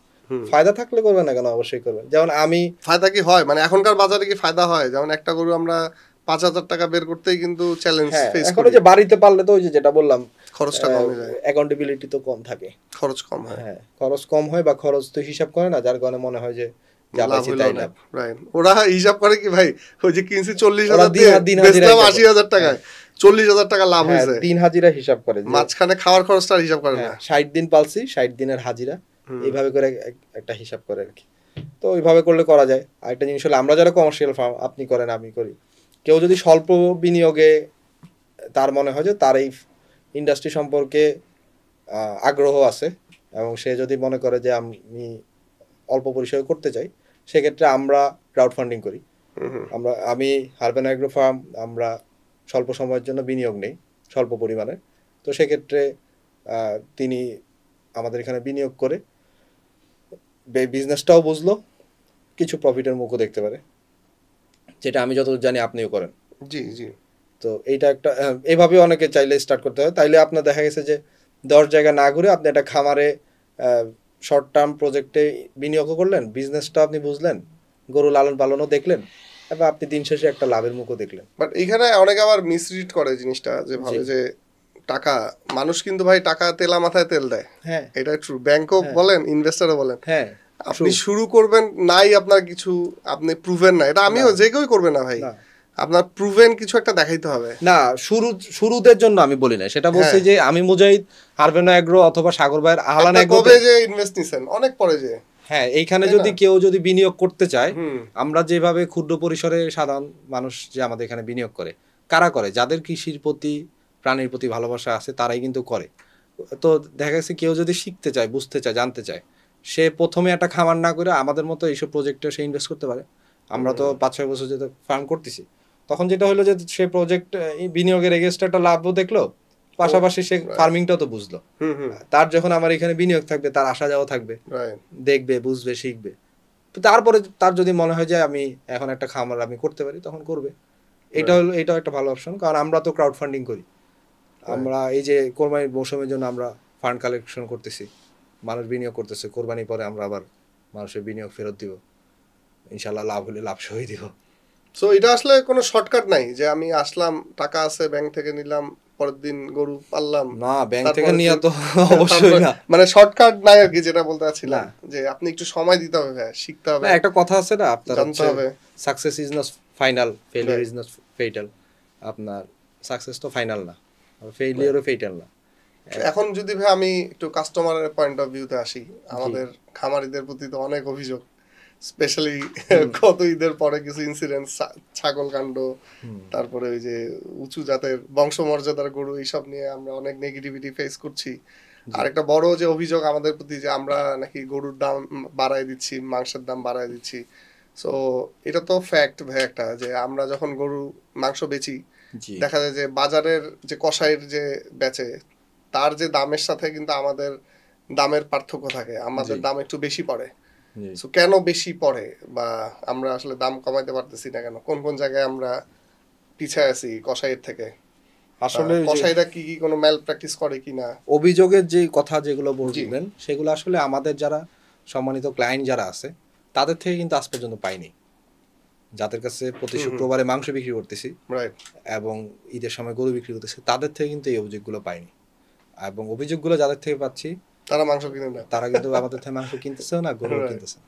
তো তাদের প্রতি সম্মান রেখেই বলতেছি, সেটা হচ্ছে যে আপনার কষায়ের মাংস আর আমাদের মাংসের মধ্যে অনেক পার্থক্য, আমাদের খামারে উৎপাদিত গরুর মাংসের মধ্যে অনেক পার্থক্য আছে। এটা আমি অথবা সাগর ভাই অথবা যে কেউই এটা মুখে বলে আসলে বোঝানো সম্ভব না। কি কি পার্থক্য আপনি সবচেয়ে ভালো হয় পার্থক্য বুঝতে হলে আমাদের থেকে 1 কেজি মাংস নিয়ে খাইয়ে দেখেন, ডিফারেন্সটা কি। আপনি আজকে আমরা আলোচনায় আপনার টেস্ট বাডে আপনি বুঝবেন যে ডিফারেন্স কি। সেটা হলো প্রথম পার্ট, আমি তো একজন খামারি হিসেবে কোনোদিন গরু জবাই দিয়া ওর ভিতরে পানি পুশ করতে পারবো না। পানি মেশানো আমার আপনি লক্ষ টাকা দিলে আমি পারবো না। Right. তো আমরা গরুটা জবাই করি, জবাই সইজ উপায়ে জবাই করি। জবাই করার পরে আমরা ছাটি থাকে, ছাটিগুলা ফেলি, কোনো পানি পুশ করি না। সলিড মাংসটা যে যেই পোর্শন থেকে চায় সেখান থেকে। পানি পুশ করার বিষয়টা যদি একটু বলেন ভাই। হ্যাঁ, এটা বলতেছি। আচ্ছা, আপনার যে যে পোর্শন থেকে মাংস চায় সেই পোর্শন থেকে কিন্তু আমরা কাস্টমারের এন্ডে মাংস পৌঁছে দিচ্ছি। বাজারের সাথে আমাদের মাংসের প্রতি কেজি ডিফারেন্স কত, 20-30 টাকা থাকে কেজিতে। যেটা মানে অনেক বেশি না কম সেটা আপনি তখনই বুঝতে পারেন যখন আপনি আমাদের থেকে একদিন মাংস নিয়ে খেয়ে দেখবেন। আপনি টেস্টেই বুঝবেন যে এটা বেটার, আমি বাজার থেকে যেটা কিনে খেয়েছি তার থেকে বেটার। এখন বেটার আমরা তো ধরেন স্বর্ণরূপা খাওয়া গরু বানাই না, আমরা একটা জিনিসই করি, সেটা হলো ভালো গরুটা জবাই করি, মাংসে কোনো পানি যায় না, ফ্রেশ। আপনি কোরবানি ঈদের দিন আপনার কোরবানির মাংসটা যেরকম টেস্ট পান, আমাদের মাংসটা এই টেস্ট পান। এটাই তো। আমি যেহেতু পানি পুশ করি না, আমি যেহেতু ইলিগাল কোনো কিছু করি না, আমি যেহেতু গরু জবাই দিয়ে মাংস এই রক্ত সব বের হয়ে যায়, বের করে আটকে রাখি না, তাহলে তো আমার তো কসাই মার্কেটের যেই রেট সেই রেটে আমি পারবো না তো ওদের সাথে। আরেকটা বড় জিনিস ভাইয়া, মানে ব্রিড সিলেকশন, যেটা মানে গরু সিলেকশন। হ্যাঁ, গরু সিলেকশন। আমরা তো সব সুস্থ দেশি গরু দিচ্ছি, সুস্থ। এবং আমার তো এই মাংসের মার্কেটটা তৈরি হয়েছে কেন, আমার মাংসের মার্কেটটা তৈরি হয়েছে কিন্তু আমরা দেশি গরু স্লটার করি, ধরেন ক্রস গরুও করি না। তাহলে একটা গাই গরুর মাংস আর দেশি গরুর মাংসের রেটে তো অনেক পার্থক্য আছে। এতটুকু ডিফারেন্স তো এটা আমজনতা সবাই বুঝে, সবারই এই আইডিয়া অ্যাটলিস্ট আছে, সবাই কোরবানিদের সময় হাটে তো যাই। তো আমরা প্রথম কথা দেশি গরু জবাই করি, দ্বিতীয় কথা অবৈধ কোনো কিছু করি না। হ্যাঁ, একদম ফ্রেশ, মানে আপনি যেটা খাবেন আমিও ভাই সেটাই খাবো, ওরকম জিনিস কাস্টমারকে দিই। তো সেই জন্য কেজিতে 20-30 টাকা মাংসের দাম ডিফারেন্স থাকে। এখন এর সাথে আসলে পুরা দেশব্যাপী দাম বাড়ানোর সাথে আমাদের কি সম্পর্ক এটা আমি জানি না, এটা যারা বলে তারাই খুব ভালো বলতে পারবে। এটা আমি একটু যদি ইনপুট দিই ভাইয়া, প্রথমত যে গরু সিলেকশনের বিষয়টা, যে আমরা যে গরুগুলা দেই এগুলো তো কসাই দেয় না, না কোনোদিনও। কসাইয়ের একটা আলাদা জনরাই আছে, এটা কাটাই গরু বলে। আরেকটা জিনিস হচ্ছে, হ্যাঁ, কসাই আমাদের যত বাতিল গরু আমাদের খামারে যদি কসাই গরু কিনতে আসে, ও আইসাই একটু মাথা মাথা ঘুরে বুঝে যে ওর এখানে গরু হবে না। না, ও আসে কোনটা, আমাদের যেগুলো অসুস্থ একদম মরে মরে যায়, ধরেন ড্রেনে পয়রা পা ভেঙে গেছে, হ্যাঁ, ওই গরুটা সে অর্ধেক দামে নিয়ে যাচ্ছে এবং সে কিন্তু কিনতেই জিততেছে। আর পানি পুশ করার যে জিনিসটা বলছি সেটা হলো যে গরুটা জবাই করার পরে ভেইন দিয়ে একটা পানি দেয়, যে ভেইন দিয়ে হচ্ছে আপনার ওই যে ওয়াটার লেভেলে যে পাইপ আছে, এই পাইপ লাগায় দেয়, আপনার পুরো শরীরে মাসেল টু মাসেল পানি চলে যায়। মানে আপনার জবাই করার পর যে শিরাগুলো থেকে রক্ত বের হয়ে শিরাটা খালি হয়ে গেল, ওই শিরাটাতে পানি চলে যায়। এবং ওইটা কিন্তু মানে আমরা সবাই পানি দেওয়া মানে আমাদের কাস্টমাররা মিসরিড করে যে ওটা মানে চুবায় বা ওই যে একটা ভেজা নেকড়া দিয়ে, এটা আসলে কিডনির সমস্যা হয় যাদের,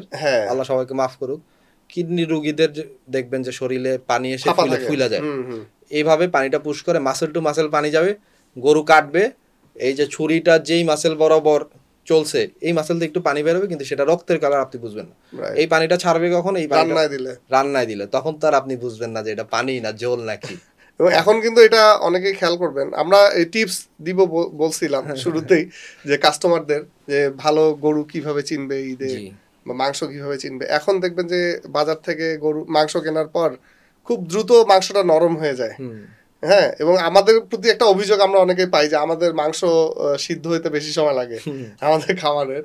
সো বাজারে যেটা ওই পানি দেওয়া মাংসটা এটা খুব দ্রুত ছেড়ে দিবে পানিটা, এবং এটা নরম হয়ে যাবে। এবং সেম থিং গোস টু যেই সব গরু স্টেরয়েড দেওয়া থাকে ঈদের সময়, যে গরুগুলা, এইটাও কিন্তু খুব দ্রুত নরম হয়ে যায়। স্টেরয়েড হইলো মানে জীবিত গরুটাকে পানি জমাই দিবে। আর এই কষায় আমরা যে পানিটার কথা বলছি, এটা গরু কাটার পরে ওর যে ভেইন গুলা খালি হয়ে গেল, ওই ভেইন গুলাতে পানি চলে যাবে, ওইটা শিরা থেকে মাসেল টু মাসেল পানি চলে যাবে, রাইট। এবং মাসেল টু মাসেল পানি চলে গেলে সেইটা রান্নার আগ পর্যন্ত ওই পানি। এইভাবে কতটুকু পানি দেওয়া যাবে একটা গরুতে? আমি তো নাম্বারটা হিউজ জানি, আমি তো জানা মানে শোনা কথা, হ্যাঁ শোনা কথা, সেটা হলো মোটামুটি 20-30 কেজি, 1 মণ পর্যন্ত দেয়া যায়। 2 মণের গরুরে 3 মণ বানায় এরপরে বিক্রি 2.5 মণ পর্যন্ত বেচা যায় আর কি। সারাদিন দোকানদারি করলে তো আধা মণ, তো 1 মণ মানে কি প্রায় 28-30 হাজার টাকা লাভ করা সম্ভব একটা গরু থেকে। আমরা তো ওই জায়গায় পিছায় গেলাম, আর এবং আমার তো ক্যাম্পে আমার কসাইরা আসে, ওইখানে 2 ধরনের মাংস বিক্রি হয়, মানে পাইকারি লেভেলে যারা কসাই, হ্যাঁ ওরা বলে যে পানি দেওয়া গরুর এক রেট 680 বা 700, 650 টাকা আপনি আর পাবেন। এমনি পানি দেওয়া ছাড়া হয়তো 720-30, এটা পাইকারি বাজারে। আমি আসলে সাগর ভাই, আমি জি ব্যক্তিগতভাবে একটা জিনিস বিশ্বাস করি, হলো কি, যে ভালো জিনিস খাইতে চায় সে খুঁজে যে ভালো জিনিস বিক্রি করে তারে খুঁজে বের করবে। আর যার আসলে নিজের জন্য অথবা পরিবারের জন্য ভালো মন্দর বিষয় না, খাওয়া মানে নিতে হবে, প্রাইস সেনসিটিভ, হ্যাঁ তার সেই প্রাইস সেন্সিটিভ, সে একটা জিনিস হইলেই হলো। এখানে ধনী গরিব ইস্যু না। আমার খামার থেকে ভাই মানে কোনো পেশাই ছোট না, রিক্সা ড্রাইভার আমার খামার থেকে মাংস কিনে, হ্যাঁ আবার সচিব পদমর্যাদার লোকজনও মাংস কিনে, ইন্ডাস্ট্রিয়ালিস্টরাও কিনে, সব পেশার মানুষই কিনে, ডিপেন্ড করে। আমরা কিন্তু 100 গ্রাম মাংস বিক্রি করি। কেউ একজন আইসা যদি বলে যে ভাই আমার 100 গ্রাম মাংস 100 টাকার বা 200 বলে না, টাকার মাংস দেন, most of the time half KG আসে। হ্যাঁ দেন, রাইট। সো ভাই এইখানে আরেকটা সেম অভিযোগ, আমি এটা সেলফ ক্রিটিসিজম করতেছি, যেহেতু এই অভিযোগগুলো আমরা শুনি, যে আমরা মাংসের ক্ষেত্রে, যে এটা তো কিছুটা আমরা আলোচনা করলাম, যে মাংসের বাজারের সাথে আমাদের দামের পার্থক্যটা হচ্ছে এইসব কারণে।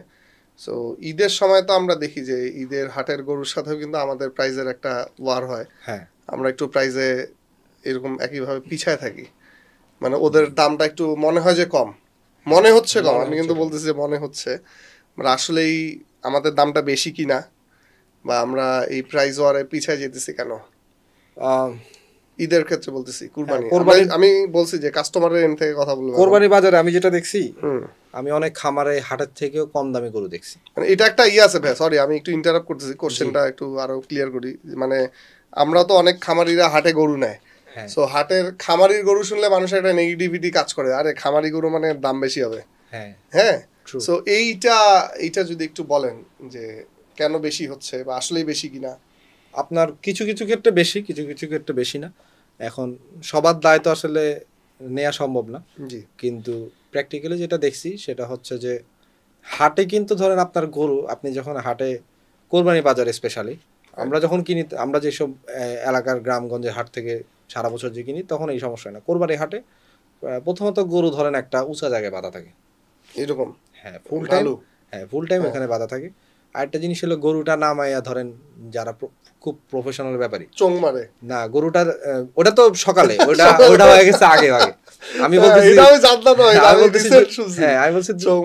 আমি বলতেছি দুপুরের ঘটনা, দুপুরে, হ্যাঁ সকালের ঘটনা। চোং মারাটাকে এখন বলবো না পরে? তাহলে কি সকাল থেকে স্টার্ট করবো? সকাল থেকে করেন বেসিক্যালি, মানে এটা আমি ফেস করছি ভাই। আমি তো হাটে গরু উঠেছি, আমার গরু দেখে এত খাওয়াইটা হয়, ইভেন ভুসিও খাওয়াইছে, আমি নিয়ে গেছি, দেখি পেট চাপা। কোরবানির হাটে গরু কি সুন্দর গোল সব, কোরবানির হাটে পরে শুনি যে সবগুলোর চোং মারে। আমরা হারবানো অ্যাগ্রো ফার্ম কোরবানির হাটে গরু বিক্রি করছি, হ্যাঁ ঈদের সময় গাবতলীতে বিক্রি করছি, মহতুর হাটে বিক্রি করছি। তো হাটের টোটাল সাইকেলটা আমি জানি। সেটা হলো হাটে ধরেন অ্যাক্টিভিটি থাকে রাত 1টা পর্যন্ত, 4 রাত বাদে। এরপরে খুব অল্প 2-1 জন কাস্টমার আসে, তাই অত বেশি ভিড়ভাড়টা থাকে না। তখন সবাই রেস্টে যায়, রেস্টে যাওয়ার পরে ফজরের দিকে, ফজর আজানটা যখন দেয়, তখন সবাই গরু উঠে মারে চোঙ্গা। চোঙ্গাটা কি একটু বলেন ভাই? মারে চোঙ্গা মাইরা গরুটা একটু পয়সা টয়সা করে সব টানা দিয়ে বাঁধে। এখন চোঙ্গাটা হইলো কি, চোঙ্গাটা হইলো যে গরুরে খাইতে দিব, গরু টুকটুক করে খাবে, অত টাইম নাই। ওরা কি করে, এই যে হাটে যে হাটে যেরকম খাড়া খাড়া 2টা বাঁশ থাকে, হ্যাঁ এই 2টা বাঁশের ভিতরে গরুটা টানা দিয়ে বান্ধিয়া, হ্যাঁ আপনার অনেকে বোতল দিয়ে খাওয়ায়, 2 লিটারের বোতল, অনেকে এলাকা থেকে সুন্দর বাঁশ কাটিং করে নিয়ে আসে, ওটার ভিতরে ধরেন ওই ভুসি পানি একসাথে দিয়া, ওরা তো ফাঁসির মতো এইভাবে ঝুলে রাখে, এবার খালি ঢালে আর যায়, একজন ঢালে আর আরেকজন দেখে পেট ভরছে কিনা, পেটটা ফুলে উঠছে, ওকে ওই থাম পরের টালো। এটা কাইন্ড অফ হচ্ছে যে কবুতরকে আমরা দেখছি মুরগির বাচ্চা, কবুতরের বাচ্চা, মুরগির বাচ্চা, এইগুলার এইভাবে মারে আর কি। তো এরকম খাওয়ায় টানা দেয়। তারপর ধরেন 8টা-9টার দিকে কাস্টমার আস্তে আস্তে আসা শুরু হয়, আইসা তো এই গরুটা তো হেভি সুন্দর, নামাও, এই দেখছে একদম গোলগাল। আমি তো জানি গরুর কি হয়েছে সকালে, আমি তো দাঁড়া দেখতেছি। তো চোঙ্গার একটা প্র্যাকটিস আছে। সেকেন্ড হলো গরু ডোকায় যে বাধা থাকে, অনেক হাই বাধা থাকে, অনেক হাই উঁচু থাকে, ওটা সেখান থেকে গরুটা নামে এমন একটা লাড়াচাড়া দেয়, শান্ত গরুরে ওরা শো করে যে কাছে আসা যাবো না। তো তখন আসলে আপনি অ্যাকচুয়াল হিসাবটা করতে পারেন। আমি নিজেও যখন কোরবানি কাস্টমার ছিলাম, দাম চাওয়ার উপরে দাম কইতাম, হুম এবং এটা সবাই কিন্তু তাই করে। 1.5 লাখ টাকা চাইছে, ওই 90,000 থেকে শুরু কর। হুম হ্যাঁ, তারপর 2.5 লাখ চাইছে, ওই 2 লাখ থেকে শুরু কর। হ্যাঁ হ্যাঁ, তো 5 লাখের গরু তো কেউ 1.5 লাখ বলে না, 1.5 লাখের গরু কেউ 5 লাখ চায় না। এইভাবেই তো মনের আইডিয়া। আরেকটা জিনিস আছে, ব্যাপারে কয় 6 মন হইব কনফার্ম। কনফার্ম, আল্লাহর কসম। হ্যাঁ, আর কাস্টমার চিন্তা করে না না, এই আমি নিজে সাক্ষী, হ্যাঁ হ্যাঁ আমার ডোগায় হুম ব্যাপারীরা মাল বেচতেছে, কইতাছে যে এই ভাই 4.5 মন হবে কনফার্ম। হুম হ্যাঁ, এই যে আপনি যেটা বললেন, 1 মণ কম হবে বলে। আল্লাহ সাক্ষী। 1 কেজি কাস্টমার কম কি হবে। বলে জানেন? কাস্টমার যে না না 4.5 মন তো হবে না, 4 মন হতে পারে। 4 মণ তো আসলে হ্যাঁ, ধরো এখন 3 মণ। কাস্টমার যখন বলছে 4 মন, ওই ব্যাপারে আমার দিকে হাসে, কারণ আমিও তো গরু ব্যবসা করতে হয়েছে, আমার সাথে তো ওর একটা ভালো ইয়া হয়েছে। পরে বেচে দিল গরু, আমার এসে কয় ভাই 26,000 টাকা লাভ হয়েছে। না, আমি কই, আপনি তো কোপটা তো দিলেন, কইলেন 4.5 মন, কয় না 3 মনের থেকে 100-এরও বেশি হইব না। কাস্টমার খুশি, মানে 4 মন ভেবে নিয়ে গেছে। এগুলো হচ্ছে অনেকের অনেক এক্সপিরিয়েন্স, অনেক ঘটনা ঘটে, সেগুলো তো এগুলো ফানি পার্ট। মেইন পার্ট যেটা, সেটা হচ্ছে যে আমাদের খামারে আপনি আমরা তো ওই কাজটা করতে পারি না ভাই, আমরা তো লাইভ স্কেলে উঠাইতেছি। হ্যাঁ, এবং আমাদের পক্ষে ওই কাজ করা সম্ভব না এটা, কারণ আমার ওইখানে কাস্টমার কখন আসবে আমি জানি না, এবং সুযোগও নাই ওইটা। আমি তো জানি লাইভ স্কেলে উঠাচ্ছি, ও হ্যাঁ। একুরেট দেখতেছে যে কত কেজি হবে ওর মাংস। আমাদের কোরবানির হাটে আপনি গরুর সকালে চোখ মেরা দিচ্ছেন, সারাদিন আসতেছে, দুপুরে যখন বাজারটা একটু ঠান্ডা হয়ে আসে, মানুষজন তখন আবার ভাত চোখ কাটে, মারো। তখন আরেক চোখ মারে। এটা রাত পর্যন্ত এইভাবে চলে। আর সামনে খ্যার রেখে দিছে, তো খ্যার তো চাবাইতেই থাকে। আর আমাদের সিনারি হচ্ছে যে আমরা চাইলেও এইসব করা সম্ভব না, কারণ আমার খামারে কাস্টমার কখন আসবে আমি নিজেও জানি না। হুম কেউ সকালে আসে, কেউ বিকালে আসে, কেউ এই সে এলোমেলো। তো মেইন ফান্ডামেন্টাল গ্যাপ যে জায়গায়, সেটা যেটা বলতেছিলাম, সেটা হলো যে খামারে মানুষ গরুটাকে প্রপার অ্যানালাইজ করতে পারে, রাইট একদম রিল্যাক্সে শেডে একবার দেখে, বাইর করে সোজা করে একটু দাঁড়ায় দেখে, এমনে দেখে অমনে দেখে, ভিডিও করে বাসা নিয়ে যায়, অ্যানালাইসিস করে, 2 দিন পরে ফোন দিয়ে এরপর ডিসিশন জানায় যে গরু পছন্দ হচ্ছে নিব। আর হাটে আপনি 10 মিনিটের ভিতরে আপনার ডিসিশন ফাইনাল করতে হয়। তাও ধরেন হাটে যখন অনেক আমদানি হয়ে যায়, বাজার কম হয়ে যায়, ধরেন আপনি আজকে, এটা কি মাস, আজকে হচ্ছে ফেব্রুয়ারি মাসে আপনি আমার থেকে একটা গরু নিলেন, আমি যেটা স্ট্যান্ডার্ড মার্কেট, সেই মার্কেট অনুযায়ী আপনার কাছে একটা রেট ধরে দিলাম, কোরবানি পর্যন্ত আমার কাছে থাকবে, আমি ডেলিভারি দিব। ওকে, আপনিও জিতলেন, আমিও জিতলাম। এখন আপনি ঈদের 2 দিন আগে আমি যখন আপনার গরুটা ডেলিভারি দিলাম, দেখা গেল কোরবানিতে বাজার পড়ে গেছে, আপনার বিল্ডিং আরেকজন সেম বাজেট আরেকটু বড় গরু নিয়ে আসছে, তখন আপনি আমার উপর নাখুশ হলেন। বাট আমি তো আপনাকে, আপনি তো 6 মাস আগে কিনছেন। হ্যাঁ, এবং এভারেজ প্রাইজেই আপনাকে দিছি। তো এরকম অনেক ডিফারেন্স আছে, এগুলো নিয়ে আসলে আলোচনা করে না, এটা আলোচনা সমাধানে আসা যায় না কারণ না, অ্যাটলিস্ট একটু দেওয়া যে আমাদের খামারগুলোতে আরেকটা বড় 2টা ইস্যু ভাইয়া, যেটা হয়তো একটা জিনিস হচ্ছে আমার এখানে যে ফ্যাসিলিটি, আপনি এখানে 3টা ইস্যু আরো। আপনি কিন্তু হাট থেকে যখন গরু কিনেন, গরুর দামটা কনসিডারেশনে আনেন, পিকআপ ভাড়া কনসিডারেশনে আনেন না, হাসিল আনেন না। রাইট, আপনি যে হাটে গেছেন আসছেন, আপনার যে হ্যাসেল, আপনার যে পরিশ্রম, এগুলো আপনি কনসিডারেশনে আনেন না। তো আমি হাটের থেকে 5,000 টাকা ধরুন বেশিই বেচছি আপনার কাছে, কিন্তু আপনার হ্যাসেলটা আপনার হইল না। আমার এখানে হাসিল নাই, আমরা ঢাকা শহরে হোম ডেলিভারি দিতেছি, আপনার বাসায় গিয়ে গরুটা বাইদা দিয়ে এসা খাবারও দিয়ে আসি। আপনি যদি বলেন যে তাও না, ঈদের দিন স্লটার করে প্যাকেট করে বাসায় পাঠিয়ে দিব, তাও করে দিব। আমাদের কাছে সকল ধরনের সার্ভিস আছে। এখন আলটিমেটলি কে আমাদেরকে পছন্দ করবে, কে করবে না, এটা তার উপর আপনি জোর করে কোনোদিন আপনারা কাউকে পছন্দ করাতে পারবেন না। তো রাইট, সো এখানে যেটা বললেন যে ভাই 5,000 টাকা বেশি রাখছি, এটা কিন্তু আমরা বেশি রাখছি না, ওই সার্ভিসটার জন্য আমরা এটা দিচ্ছি, কারণ এই সার্ভিসটার জন্য তো টাকা খরচ হচ্ছে। একটা জিনিস হলো আমাদের ফুডিং এর কথায় আসি। আমাদের গরু এবং হাটের গরুর ফুডিং, আমি বলতেছি না হাটের সব গরু খারাপ, আমি বলতেছি সেখানে তো খারাপও থাকে, আমার এখানে তো খারাপ নেই। আমি আমার খামার থেকে কোন গরুটা আমি কোরবানি দিব, এটা আমি আগে ডিসাইড করি না কখনো। মোটামুটি একটা পর্যায়ে বেচা কেনা, একটা পর্যায়ে গেলে মনে হয় যে আরে শেষ হয়ে যেতেছে, একটা তো রাখা উচিত নিজের কোরবানি। তো আমি আমার নিজের গরুকে সেম ওয়েতে খাওয়ানো হয়, সবাই গরু যা করতেছি আমার গরু তাই। আমরা ঘাস খাওয়াই, রেগুলার ঘাস খাওয়াচ্ছি, দানাদার আমরা নিজেরা মিক্সিং করতেছি, আমরা কোনো মুরগির ফিড খাওয়াই না। আমি যেই গরুটা তো প্রশ্নই আসে না, আপনার আমি যেই গরুটাকে গ্রাস ফেড গরু, যেটা ঘাস খাওয়াচ্ছি, নিজেদের মিক্সিং করা দানাদার খাওয়াচ্ছি, এই গরুটা আজকে চোখে দেখে মনে হচ্ছে 4 মণ। এই গরুটাকে যদি আমি মুরগির ফিড খাওয়াইতাম, আপনি চোখে দেখে বলতেন এটা 5 মণ বা 5 মণ, মিনিমাম 5 মণ বলতেন। কাইটা কিন্তু আপনি পাইতেন 4 মণ, 4 মণই পাইতেন, 4.5 মণই পাইতেন, পাশাপাশি বোনাস হিসেবে কলিজাটা পচা পাইতেন। হ্যাঁ লিভার ফ্লুক আর পাইতেন। ওই চর্বি পাইতেন? হ্যাঁ চর্বি পাইতেন অনেক। আর আমাদের তো আল্লাহর রহমতে কত বড় বড় গরু বিক্রি করলাম জীবনে, আজ পর্যন্ত চর্বির কমপ্লেন কেউ দেয়নি। আমার কাছেও একটা এক্সপিরিয়েন্স শেয়ার করি। এইবার ঈদে আমার এক বড় গরুর ক্লায়েন্ট আসছে, উনি 3.5 লাখ টাকা দিয়ে, তার আগের ঈদ আর কি, এইবারের আগের ঈদে গরু কিনছে, কিনে দেখে যে 1.5 মণ, উনি বললো আমাকে, ভাই 1.5 মণ চর্বি ফেলে দিছি, যাও খাওয়াইছে এবং মুরগির ফিট। তো এইবার উনি আমাদের থেকে 3টা গরু কিনছে। হ্যাঁ, যে 3টা গরু নিলেন ওই সেম টাকা দিয়ে, বললো যে ভাই, আমি বললাম ইনশাল্লাহ আপনি এখান থেকে 5 কেজি চর্বিও পাবেন না। হ্যাঁ, এবং আমি বলছি যে আপনি আমাদের কাছে আসবেন। তো হাটে যেটা হচ্ছে ভাইয়া, হাটের গরু তো এরকম আনট্রেসেবল, আপনি ওই ব্যাপারীর আর জীবনে খুঁজে পাবেন না, কিন্তু আপনি তো আমাদেরকে খুঁজে পাবেন। আমাদের একটা স্পেস আছে, আমরা সারা বছর ব্যবসা করতেছি, অ্যাটলিস্ট ফোনে তো বলতে পারবেন সাগর এটা কি গরু দিছো। হ্যাঁ ট্রু। এই ভয়েও আমাদের খামারিরা এইসব ম্যাল প্র্যাকটিসে যাবে না, কারণ আমাদের আবার রিপিট পারচেজ করতে। হ্যাঁ, এবং আমার একটা ঠিকানা আছে, আমি কি আপনার কাছে এক গরু বিক্রি করে পালায় যাবো না? পালায় যাবো কি? আমি আবার ঢাকা থেকে যদি ধরেন জেলা শহরে নিয়ে গরু বেচতাম, তখন আমি এই অপশন আমার থাকতো। আমি তো আপনার কাছে এক গরু বেচে পালায় যাওয়ার স্কোপ আমার কাছে নাই। আমার কাছে সর্বোচ্চ চেষ্টা থাকবে আপনাকে বেটার জিনিসটাই দেয়া। বেটার জিনিসটা দিলে আগামী বছর আপনি আমার থেকে গরু নেবেন। আমরা হারভেন অ্যাগ্রো ফার্ম ইতোমধ্যে আমাদের কোরবানির জন্য বেশ কিছু গরু বুকিং হয়ে গেছে, এখন থেকে শুরু হয়ে গেছে। হ্যাঁ, তো এই যে আমাদের এই যে ক্লায়েন্টটা, কাউকে তো জোর করে রিপিট ক্লায়েন্ট এবং হ্যাঁ কাউকে তো জোর করে ধরেই না বলি নাই যে গরু নিতেই হবে। উনি গত বছর স্যাটিসফাইড হয়েছে বলেই তো এই বছর গরু নিছে।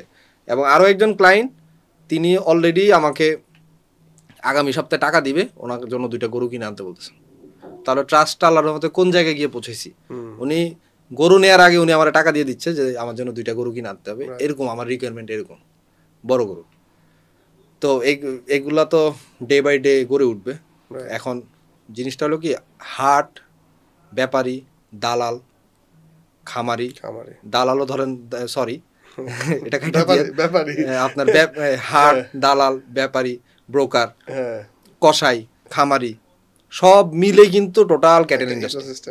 হ্যাঁ, পশু ডাক্তার, এখন সব প্রফেশনে যেমন ভালো আছে মন্দ আছে, এখানেও ভালো আছে মন্দ আছে। গরু হাটে অনেক ভালো ভালো ব্যাপারী আছে, আবার অনেক খারাপ আছে। খামারিদের মধ্যে অনেক ভালো আছে, অনেক খারাপ আছে।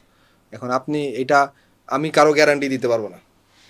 ইন জেনারেল যেটা, যে আমাদের যেই প্রসঙ্গে ছিলাম আমরা, যে দামের পার্থক্যটার কারণটা কি, যে এইসব কারণ আসলে যে দামের পার্থক্য, ম্যাল প্র্যাকটিসটা খামারগুলোতে কম হয়, প্লাস আমরা কিন্তু সার্ভিস সেল করি, শুধু আমরা গরু সেল করি না, আমরা গরুটা অনেকগুলা অ্যাডেড সার্ভিস দিচ্ছি। এখন যেমন দেখেন ছিনতাই বা টাকা, এই যে এইসব ডাকাতি হওয়ার একটা প্রবণতা, আমরা কিন্তু কোনো ক্যাশলেস ট্রানজাকশন করতেছি বহুদিন ধরে। হ্যাঁ, আপনি জাস্ট গরুটা এসে দেখে যাবেন, দেখে চয়েস করে যাবেন, বাসায় টাকা পয়সা অনলাইনে 3 লাখ টাকা 2-3টা স্লটে 3 লাখ 4 লাখ টাকা গরু বিক্রি করে দেখা যায় যে অ্যাডভান্স দিয়ে গেছে 2000 টাকা 5000 10000 টোকেন মানি দিয়ে গেছে, পরে বাকি টাকা ব্যাংকে আস্তে আস্তে করে অনলাইনে ট্রান্সফার হচ্ছে। আমি আরেকটা জিনিস আমার ক্লায়েন্টদের বলি, যে এই যে আপনার ক্লায়েন্ট এখন 5 মাস বাকি থাকতে গরুটা কিনলো, জি, সো এই যে মেন্টালি যে রিলিফড হওয়া এবং ওনার কোরবানিটাও তো একটা ভাই ভ্যালু আছে। কোরবানিও তো অনেকাংশে সই হলো না, এই সই অসইর নির্ধারক আমি না, কিন্তু উনি এই গরুটারে আসলো গেল, দেখলো, একটা অ্যাটাচমেন্ট তৈরি হলো, বাচ্চা কাচ্চাদের নিয়ে এসে দেখতেছে,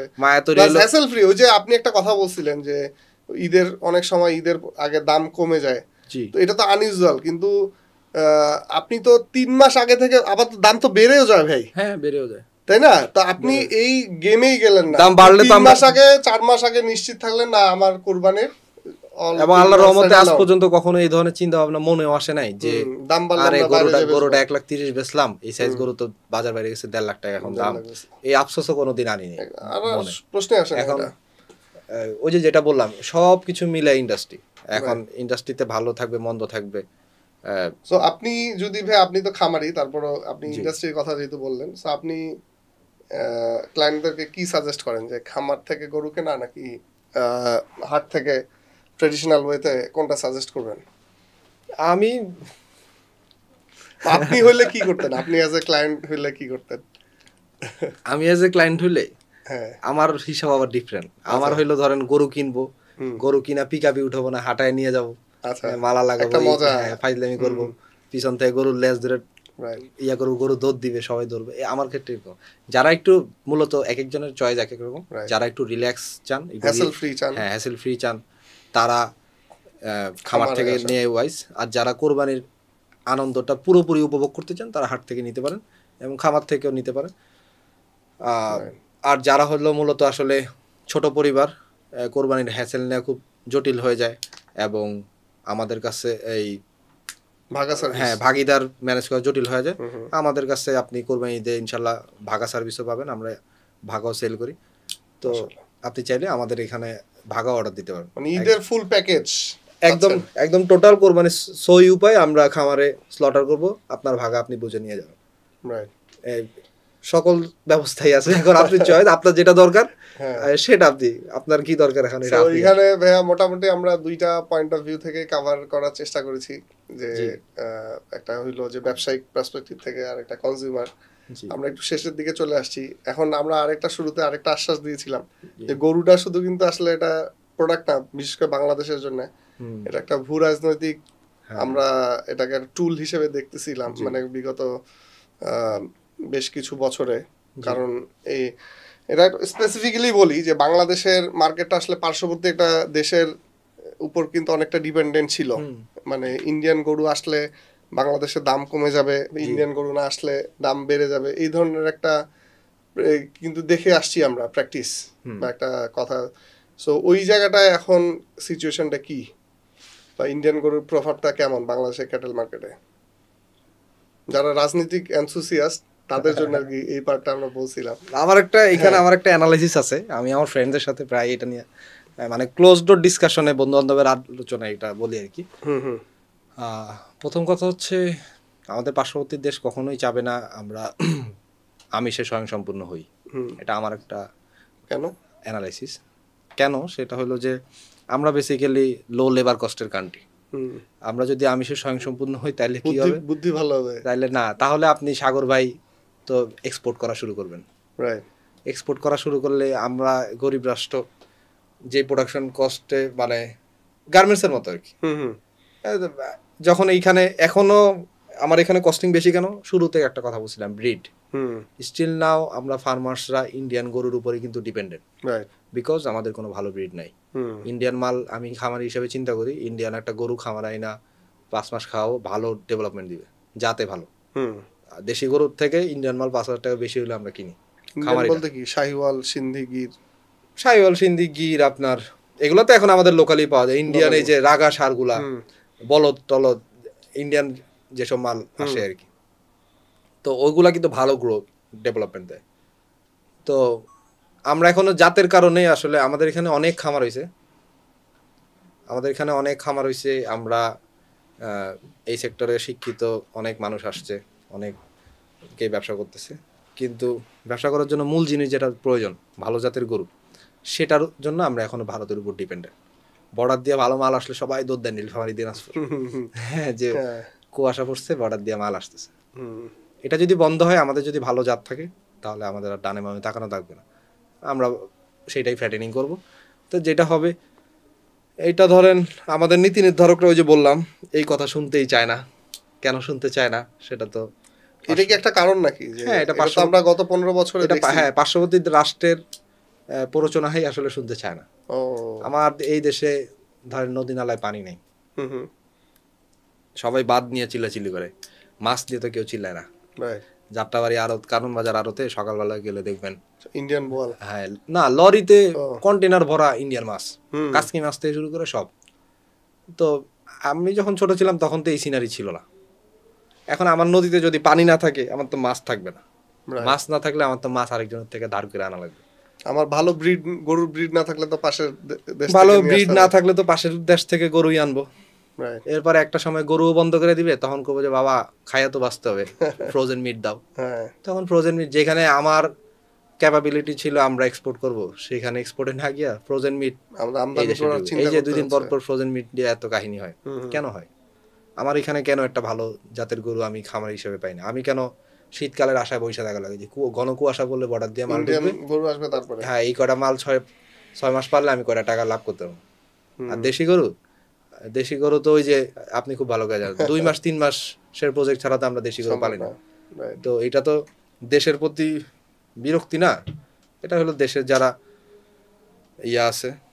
পলিসি মেকার আছে তাদের প্রতি বিরক্তি আর কি। তারা পলিসিগত এইসব ভুলগুলা বানায় রাখছে বলে। আমি তো একটা দেশি গরু চাইলে 6 মাস পালতে পারি না একটা খামার হিসেবে, কিন্তু আমি একটা ইন্ডিয়ার যে ওরা ইন্ডিয়া ওদের এগুলো কিন্তু নেটিভ ব্রিড না, ওরা তো ডেভেলপ নেপাল বা এই জোনটা থেকে ওরা পাঞ্জাবের, হ্যাঁ ওরা ব্রিড ডেভেলপ করছে।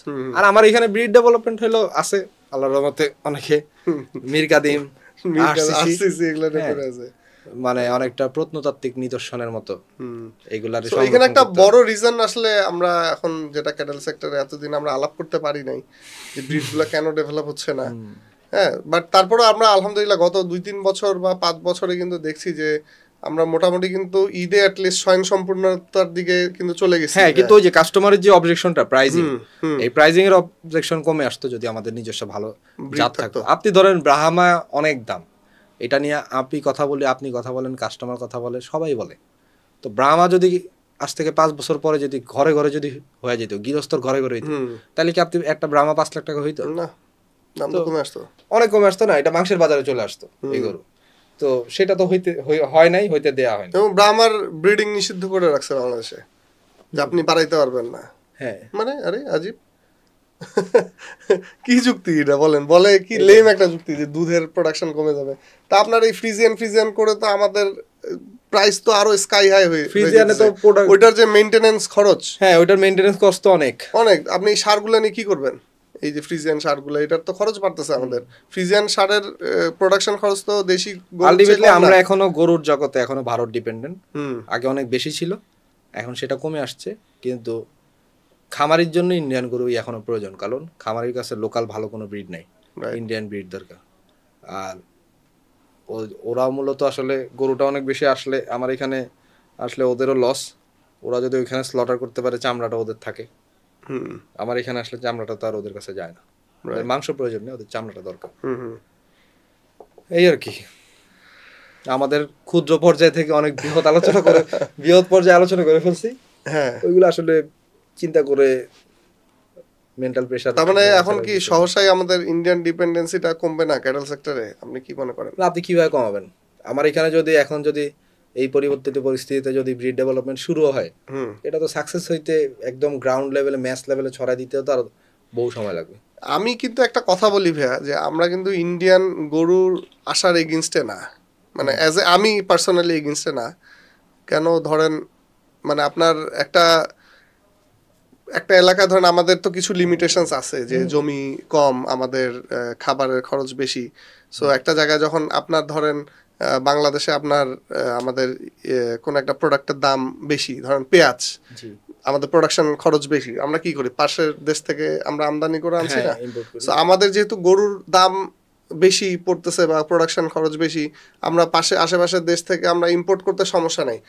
আমি এটাতে দেখি না। বাট আমার যেটা কনসার্ন, যে আপনি ধরেন এটাকে উদ্দেশ্য প্রণোদিতভাবে ব্যবহার করাটা, বা এটাকে একটা গরু অস্ত্র যেটা বলি আমরা, আমাদের খামারিরা সারা বছর ধরেন আমরা একটা প্রস্তুতি নিয়ে ঈদের প্রোডাক্ট ডেভেলপ করি এক প্রাইসে। ধরেন আমরা কিনলাম 650 টাকা গরুর মাংসের কেজি কিনলাম, ওইটাকে ধরেন 50-100 টাকা খাওয়াইলাম, খাওয়ায় 750-800 টাকায় ঈদে বিক্রি করলাম। এরকমই তো একটা প্রস্তুতি থাকে, তাই না, সারা বছর আমাদের। সো দেখা যায় কি, আপনি হুট করে ইন্ডিয়া করলো কি, ঈদের 2 সপ্তাহ আগে বা 1 মাস আগে বর্ডার খুলে দিল, যেটা বিগত বছরগুলো ওরা করছে। খুলে দিয়ে আমার যে এই যে খামারি, আমার যে এই যে কৃষক এত এরা করলো কি, ওই যে প্রস্তুতি যেটা ছিল একেবারে মাঠে মারা গেল, কিন্তু সব প্রাইস কমে গেল।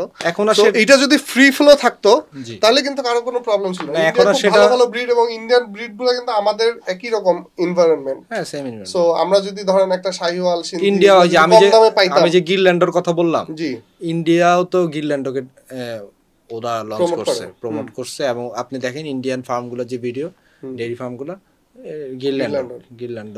সো এটা যদি সারা বছর একটা ফ্রি ফ্লো থাকতো, তাহলে কিন্তু ওরা বেনিফিটেড হইতো, আমরাও বেনিফিটেড। না, ওরা এটাকে একটা উইপন হিসেবে ইউজ করে। না, ওরা এখন করে দিছে আপনার ওই পারে, ওরা অনেক স্লটার হাউস আছে, তো আপনার ওরা এখন ফ্রি ফ্লোটা অফ করে দিছে। ওই যে শীতের সময় মাল আসে, শীতের সময় কুয়াশা বেশি পড়ে, তো ওই সময় যারা ওই লাইনে গরু আনা নেওয়া করে, ওরা তখন আনে। সেসব গরুই খামারিটা পাইলে আসলে টুকটাক লাভবান হইতে পারে। লোকাল ব্রিড পাইলা, সো এটা ওপেন হোক, উন্মুক্ত হোক, এটা আমরা চাই। বাট এটা একটা নিয়মতান্ত্রিক ভাবে, যে হুট করে আমরা সারা বছর না, এখন আর হুট করে তো আসেও না। দেখা গেল দাম ওরা ওই সময় ফ্লো বাড়ায় দিল প্রোডাক্টের, জি দাম কমে গেল। সো এইটার এগেনস্টে আমরা, এবং এইটার এগেনস্টে আমাদের কথাবার্তা, বাট আমরা ইন্ডিয়ান গরু আসবে না বা আমাদের আমদানি হবে না এই ধরনের কোনো ইস্যুস আমি পার্সোনালি দেখি না।